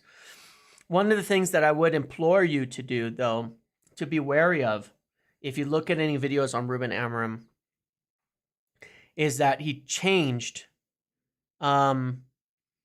He adjusted this season to some of the weaknesses, and so I pointed this out. I mean, I've gone through it just a little bit. Some of the changes in how he's setting up. Where last year it was a 3-4-3, where this is now, where you see this spot. His fullbacks would abandon this spot in a lot of years past, and would be quite a bit higher. His wingers would stay wider last year. But with this, it's more balanced than it was before. So he'll keep his fullbacks a little bit deeper. On occasion, the center backs will step a bit wider, and his forwards go a little more narrow. And it seems to have had a positive effect. So, like when you look at last year, bit wider. It would start wider. His wingers, or his whatever you would call them, it would start wider, and then these guys would, I think, be as well tuck in a little bit more, so they'd almost swap at times, where his fullbacks would come in narrow more. This year, it's less of that. They stay a little wider so they can cover these gaps. They tend to not go like inside the wingers, so you don't get as much space behind them. That's my and like very basic analysis, is that these fullbacks last year, this is a last year game, would tuck in more and be a bit more narrow at times, and then that would open up too much space behind them. Okay. Because that was a big concern that was pointed out by a lot of people breaking it down, that it had merit last season, that he's made adjustments to this season that have helped them to have such a good record. In the league, they have a plus 28. Just understand that for a second. A plus 28 goal differential after 9 games. Unbelievable.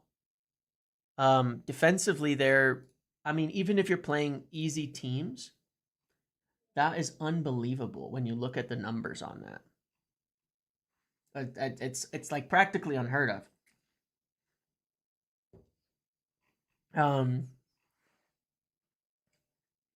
A plus goal differential, I know, imagine.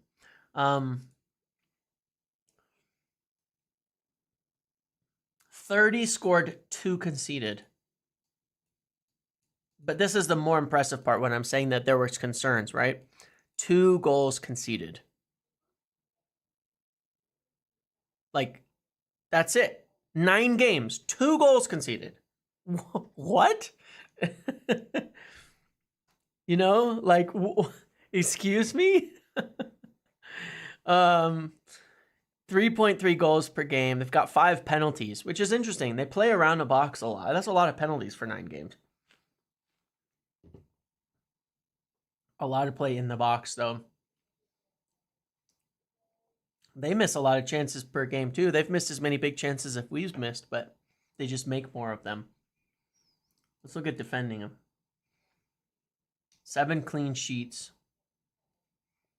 Interesting stuff. Some of this without context is harder to know.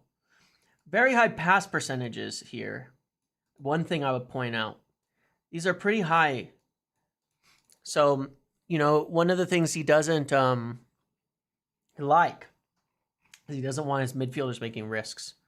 That's one of the things that you can kind of see from this year when you look at the way he sets things up. He doesn't want his midfielders taking too big of risks.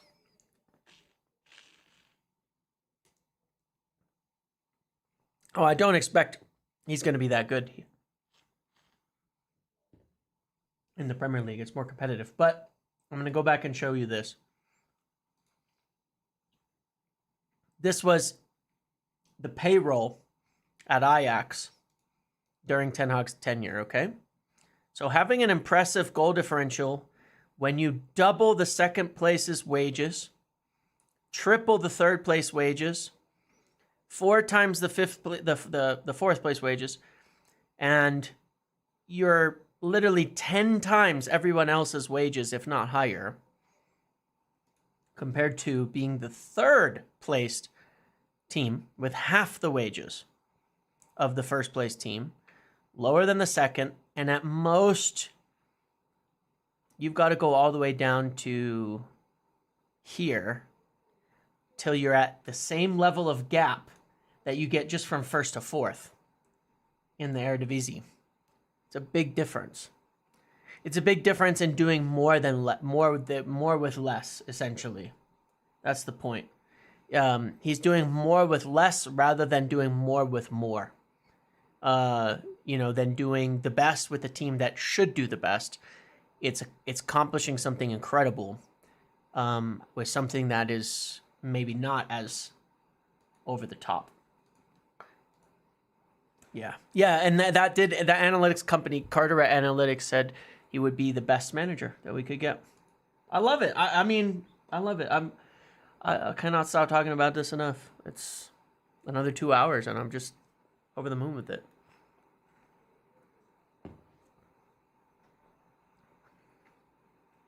Yes, correct. Context. League position is most reliably correlated with wage bill size. Exactly. That is a fact.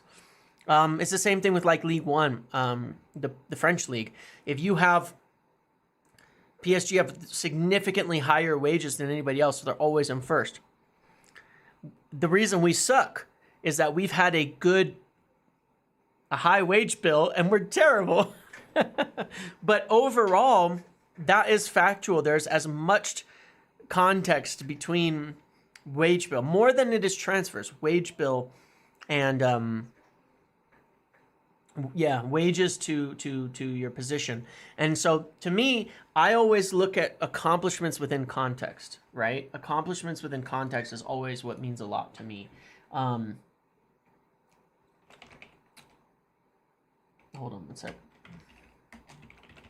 It's always within context. I think that means more than anything else. This is a huge boost for us. Support is the perfect solution. Euro. Now this from Rush. Thank you for the donation, buddy. And yeah, it is. It is. It's a huge boost for us. It's incredible. Now, this is what is so crazy about the Premier League, right? Look at how balanced it is compared to what we just saw. Like, look at this compared to the Dutch league. It's Portuguese league is a little more competitive. Quite a lot more competitive, but look how competitive the Premier League is. Though, this is, I mean, look, these are bigger numbers, so there's big gaps, right? But still, the quality here is so much higher than in other leagues. This is a Capology. We are second in the wage bill, and we're performing all the way down here. Now, look, here's Brentford, right? 1, 2, 3, 4, 5, 6. I don't know if this has every team, is why I'm counting manually. So yeah, Brentford have the 19th wage bill, right? And they're up here. And that is, again, why I say within context, Thomas Frank, what he's done is impressive and why he's so admired. Because they're a tiny, tiny club doing great. I mean, just the fact that they stay up every year is an accomplishment. But the fact that he can get them often into the top 10 and stuff is even more impressive. Ipswich, with the lowest wage bill and the worst team in the league, is kind of why I expected they're screwed under McKenna. If he could keep them up, it would be an enormous accomplishment.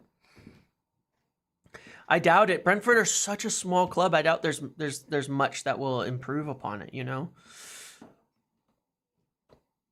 Aston Villa have spent a lot of money. So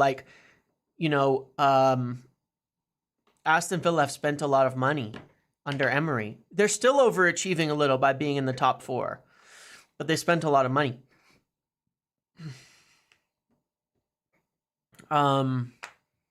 Brighton, obviously impressive this season. Nottingham Forest, but we'll see how long that lasts, right?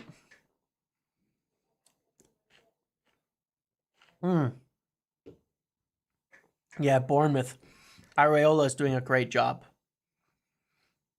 Yeah, Aston Villa's a big club, and they have a big big historic fan base, obviously. So they're pushing themselves into this top six, like solidifying themselves as part of the big six, which is almost becoming a big eight, right? Which is quite impressive. But yeah, Bournemouth, them doing well is always impressive. And Eddie Howe's a good manager. Not good enough for us, in my opinion, but you could see by what he did there that he was a good manager, right? I have that right, Bournemouth, right? Because he brought them up from way down. Similarly, so I always find this to be an interesting measure when you're trying to compare accomplishments. That's why it's hard to judge managers in like the German league, Bundesliga. Why it's hard to measure managers in the French league and such, because like they all look like this. No, they all look like this. These other leagues, they all look like this.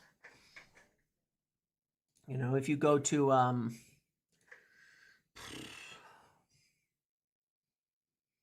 mean, look at this. This is a joke. This is the Bundesliga. How do you judge a manager on this basis? I mean, yeah, if you don't win the league, it's a joke. But then, of course, you look at, Leverkusen.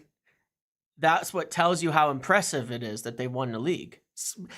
Look, Leverkusen winning the league is almost similar to Sporting. Like, that's how crazy that is. Obviously, it's a bigger league, but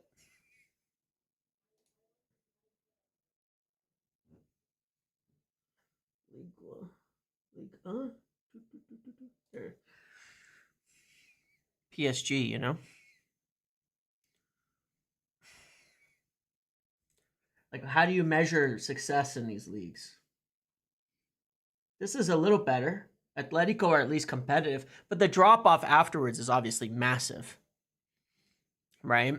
Atletico are competitive in that range, but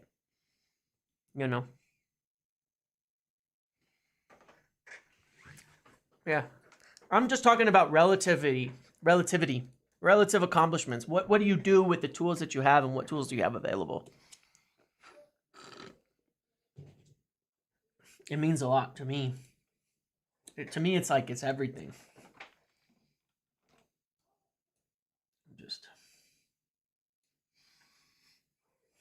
To me, it's everything. Because otherwise, how do you know if someone is over accomplishing? Yeah, a Bayern manager not winning the league should be gone instantly. It's a joke if you don't win the league with Bayern.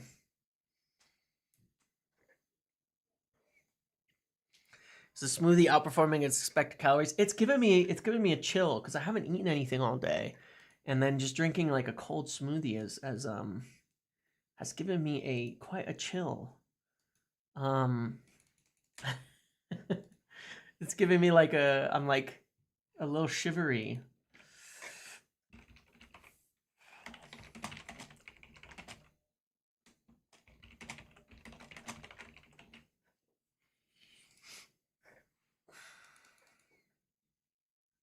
I don't have anything substantial underneath it. I want to see James. Not right now. Not right now. Ten Hag sacking hunger strike. No, like I said, sugar and the glucose. No, for sure it's that the glucose is kicking in, and I haven't like eaten any I don't have like any fats and things like that. I do have a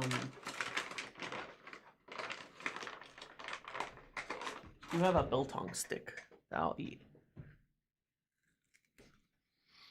It's not the smoothie, it's Amram. You had 3 Coney dogs, you feel good about it?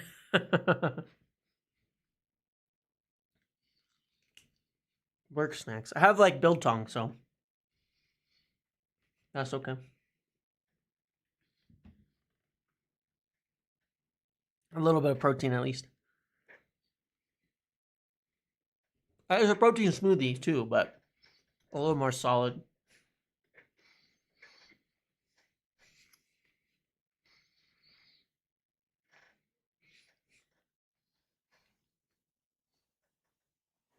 Thank you, DB Cooper, for the donation. Thanks for always hanging out here as well. My old nemesis. Is the Sporting Manager the only one they're 100% on? No, but it seems like he's the choice. Denver's the worst food. I'd be hungry too. Like everywhere, it's a big city, so you got to know where to go. There's some good food places here. You got to know where to go. The only money you earn today is this donation. There's ad revenue. There's ad revenue. I got some ad revenue. I mean, I've been live for like 4 hours today, and it's running ads like randomly. I don't know exactly how that works. I'm sure there'll be some ad revenue. Late to the video. When will his first game be? I would imagine next week. Yeah, I mean, you guys are gonna hang out with me. You can always buy YouTube Premium. By the way, if you pay for YouTube Premium, that actually gives revenue to creators, because instead of having ads, we get a percentage of all the people with YouTube Premium who watch us. Yeah, you can do that. I think members don't get ads, but I actually have no idea if that's true or not. YouTube Premium is awesome. Yeah, I put it back. I keep taking it off screen, but I probably should just leave it for people who are like popping in now and then. But this is how I see us setting him up. There's a third option. There's no third option, or you could just watch the ads. You mean ad block? Members get them. Oh, I wonder if I could change that. I wonder if there's a way to change that.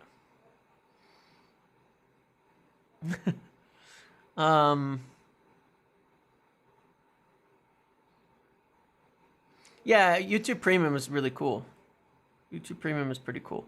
Yeah, you get music and stuff as well. Yeah, it's awesome. YouTube Premium is worth the money. For sure.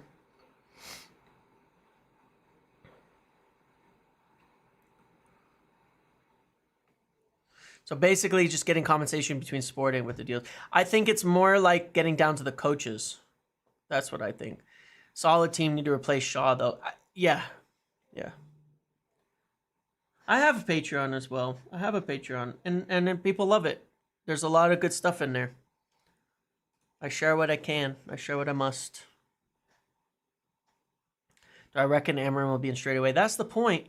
That's the intention right now, and I'm definitely not going to find out before Ornstein and such at this point on, them getting it done. Like me, James.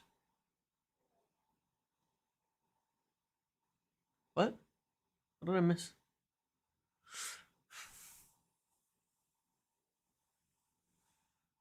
Yeah, the Patreon Discord is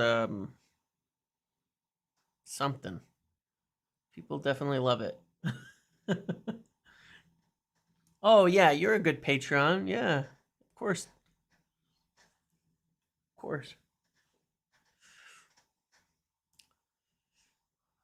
Yeah, someone did ask, I answered this earlier, why did Liverpool not get him? One of the reasons that was listed was his back three. And again, as I explained, they obviously built a team around a back four for Klopp. And they built a team with a back four around Klopp. And so it's a little bit more different to change your formations, all of that, when you've already built a team that way. Whereas, I'm not saying we have to play a back three under Amorim. I think he would, but it's just it's a little bit different. Some easy games. Yeah, if he comes in after Chelsea, it would be perfect. I think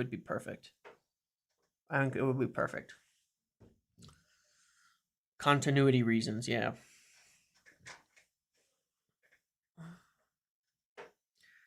We don't have a thing. We don't have a thing yet. Once we have a thing,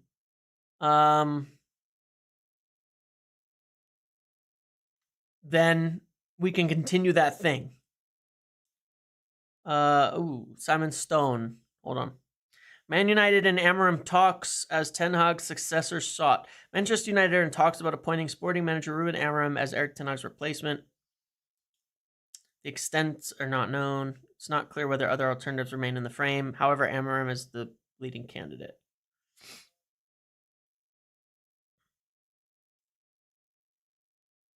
No clarification has been given about how long Van Nistelrooy will be in charge, or even whether he will definitely be in charge for Wednesday's tie with Leicester.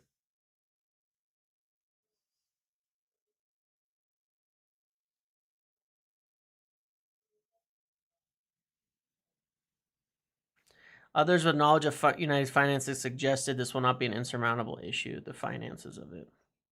Yeah, I didn't think so. Okay, interesting. So, yeah. I mean, it's nothing new, but it's just more people confirming who are able to confirm. I think Garnacho fits fine. I think Ahmad could fit fine.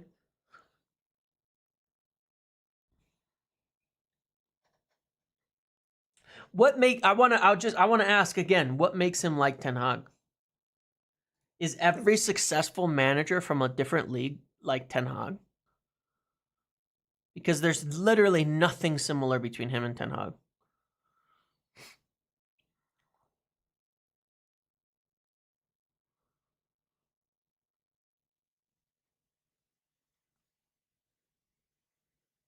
Finley Kingston. I'll have to check his out. I'll check his out.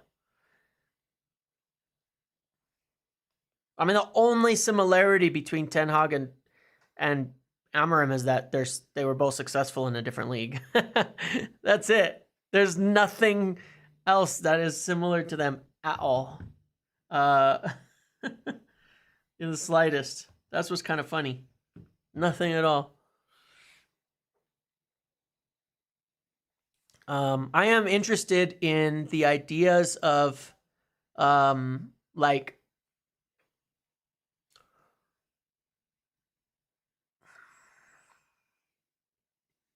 yeah, one of the wingbacks is a winger often. Yeah, correct.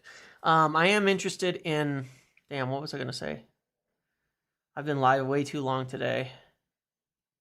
Is this what like streaming is like when people are like streamers, you know, like they stream games and shit? It would be more fun if I was playing a video game while chatting about all this, to be fair, but this must be what it's like. Must be what it's like. Thanks, Jimbo. See you later, buddy. See you in the Discord. And Tato and Amas would really suit it. Interesting. You've worked 8 hours. I've been live for 4 of them.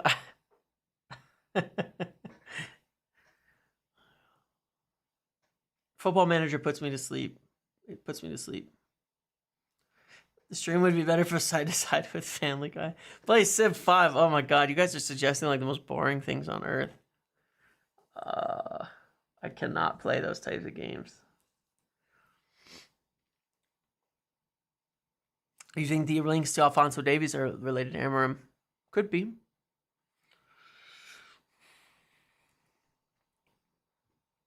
I don't know when I'm gonna end here because I didn't set out with a specific like agenda for this live. So I don't have like, usually I'm like, all right, I'm gonna talk about this, and this, and then I finish all of that, waste a little time, and then I end it. I have no idea what I went live for in the first place. So I don't know how to end it, or when to end it, or why to end it. I mean, people are just here. You guys are just here. You're hanging out. You're asking questions. Well, I'll just keep going, right? Why not? Toby Whitaker. I'd like to see us play a back 4 with Licha as the left back. Gives us an extra option in attack and not rely on Dallo's attacking output too much. Maybe. I don't think that he has the pace for it. Just a casual waffle sesh. Exactly.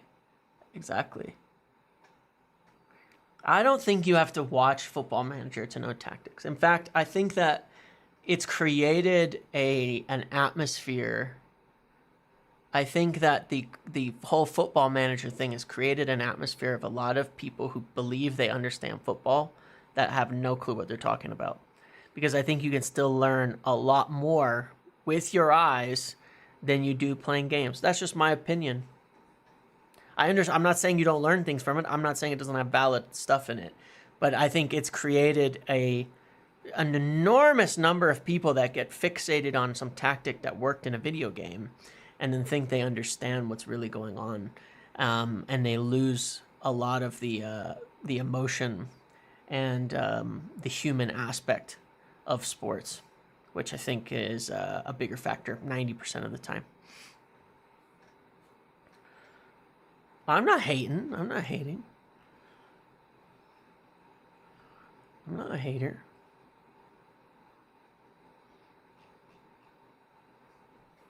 I don't think you need to pay. Yeah, and that's potentially true. Like, let me put it this way. In this system, in this setup, he would not work under Amorim as a left back or left mid. Steinberg and Jamie Jackson article. Okay, let me check that out while we're here. That's the other thing. I'm kind of just waiting articles to show up. But where the fork?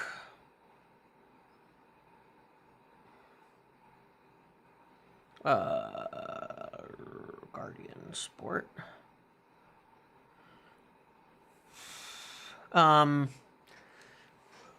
Ruben Amorim and Thomas Frank in the frame. Okay, so these are the two names that I had. Okay.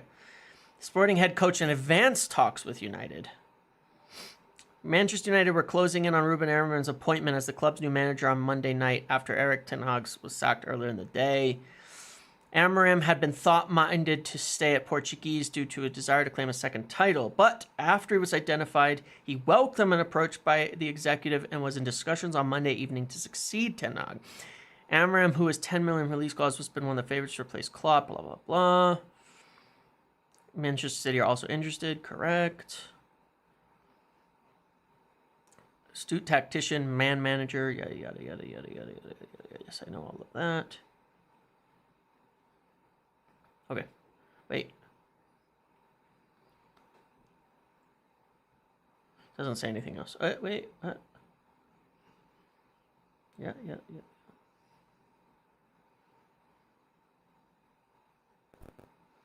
Amorim has jumped to the queue. It says other potential successors include Thomas Frank, Gareth Southgate. Forget Gareth Southgate. I still don't know why people are naming him. Like, who's doing this? Who is spreading this about Gareth Southgate?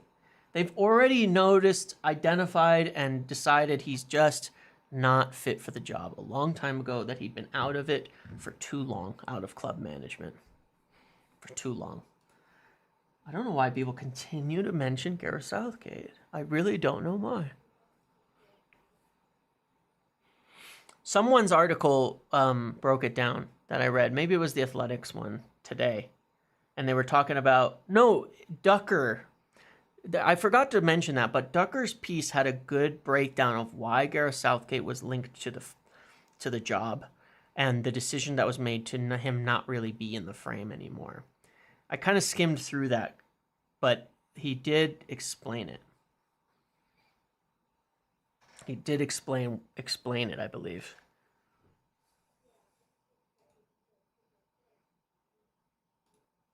I remember reading something.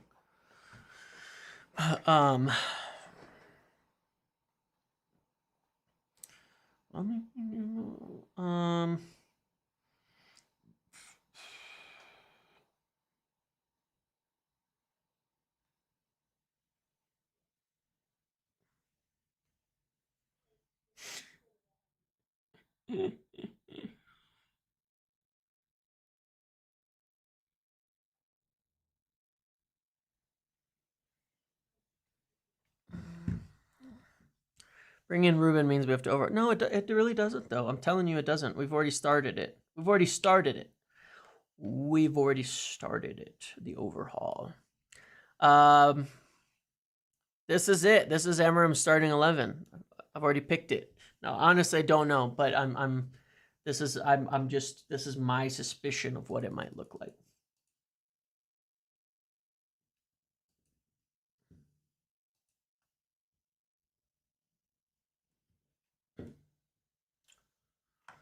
So yeah, back in 2018, Ruben Amorim completed a performance internship under Jose Mourinho at Manchester United. Yeah, there's a picture of him with Jose there.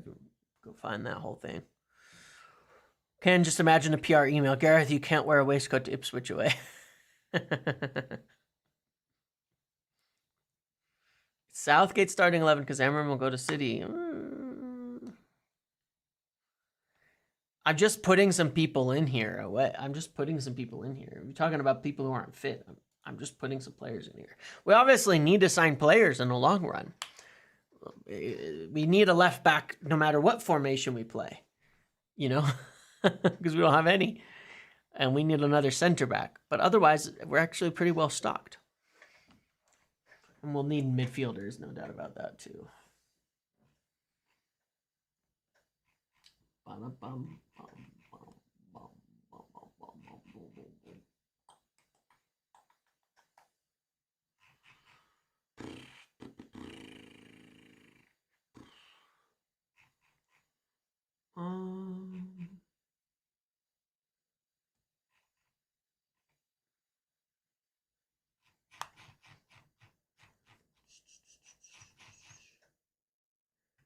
Yep.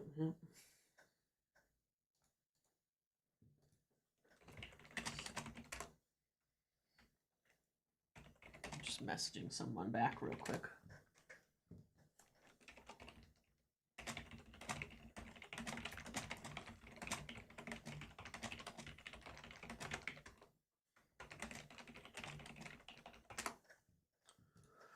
All right. Yeah. All right. What is it?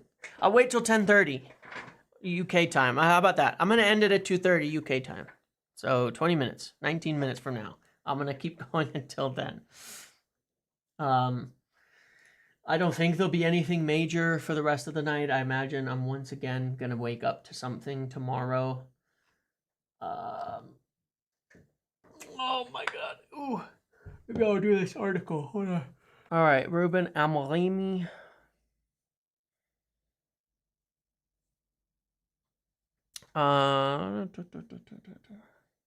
Good face. Wait, what time is it now? 21:11. So it's only 9.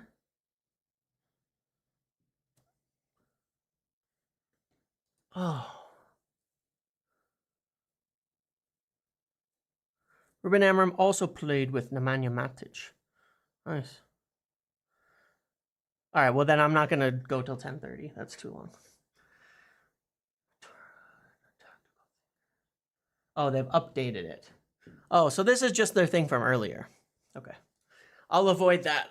I don't need to read all that again. I read that from before. I thought it might be a new one, you know, like that goes over all the new stuff. But it is what it is. So, daylight savings, I know. It's ruined my plans.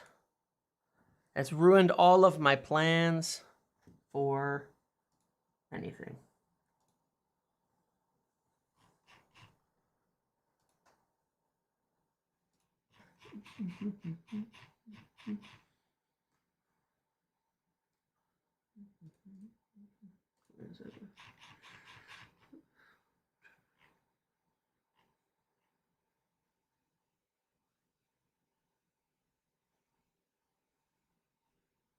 So apparently Lowry said, I think,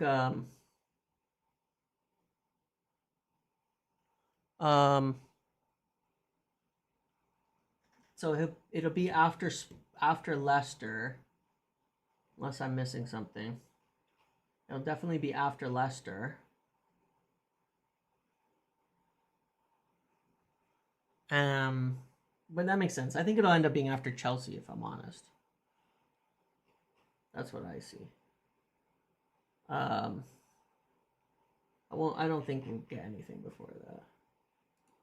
Well, no, like I think we'll get something, but I don't think anything's gonna happen until that time. Like I don't think he'll start until after Chelsea. Now reach looks like I'm very late. What? What happened?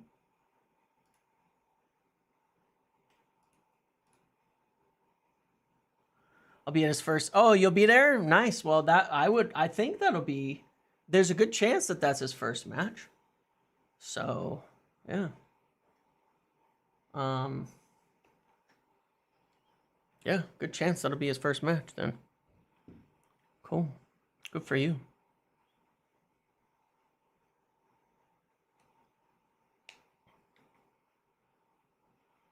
What else? What else could I say? Anything else? Any chance Rude stays with Amorim? You'd realize Amorim was born 9 days. Yeah, I was saying earlier he's the same age. The council demands the Eric tapes. I'll stop by and give you guys something later tonight.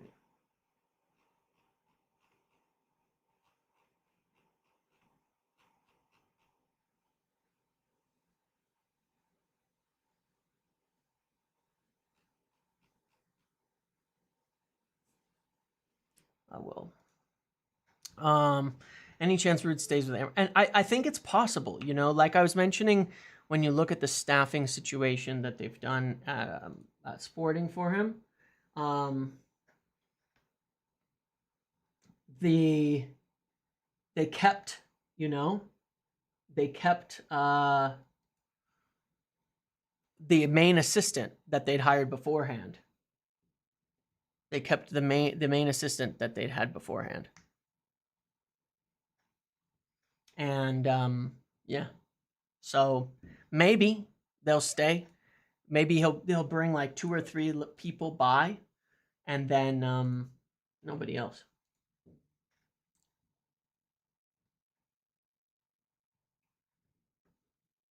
Yeah.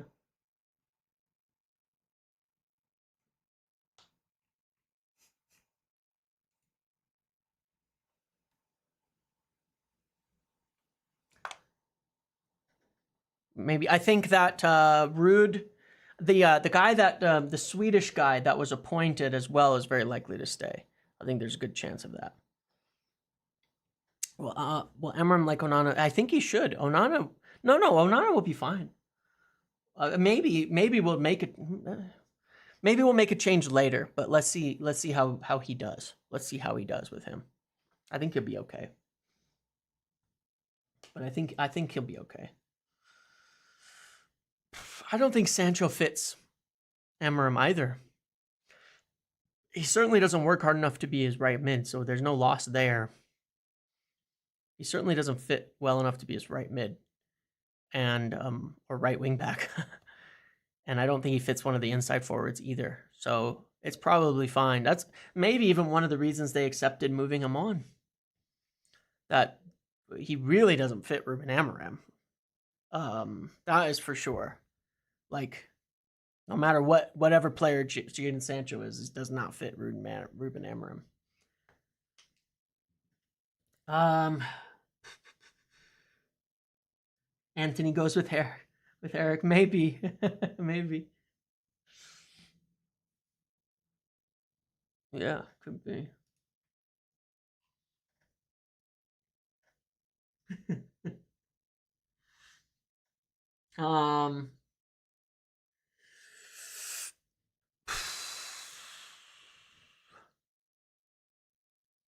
Tim Agnick, Sporting Lisbon. I don't think he's the right guy for them. Anthony as a 5th choice left wing back? Maybe.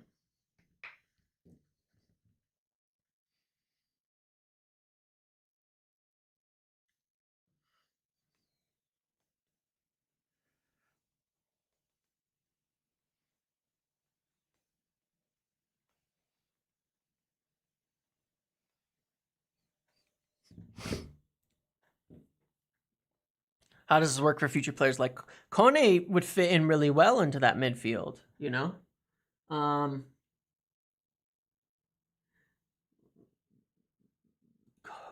You know, based on how he is as a player, what we know of him, I mean, he fits in here. Him or Gore could both fit in here.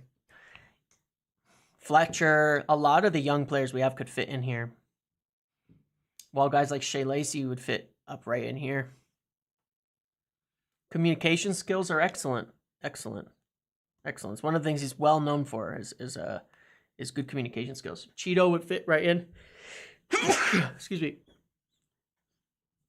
Speaks better English than Ten Hag, probably. He does, though.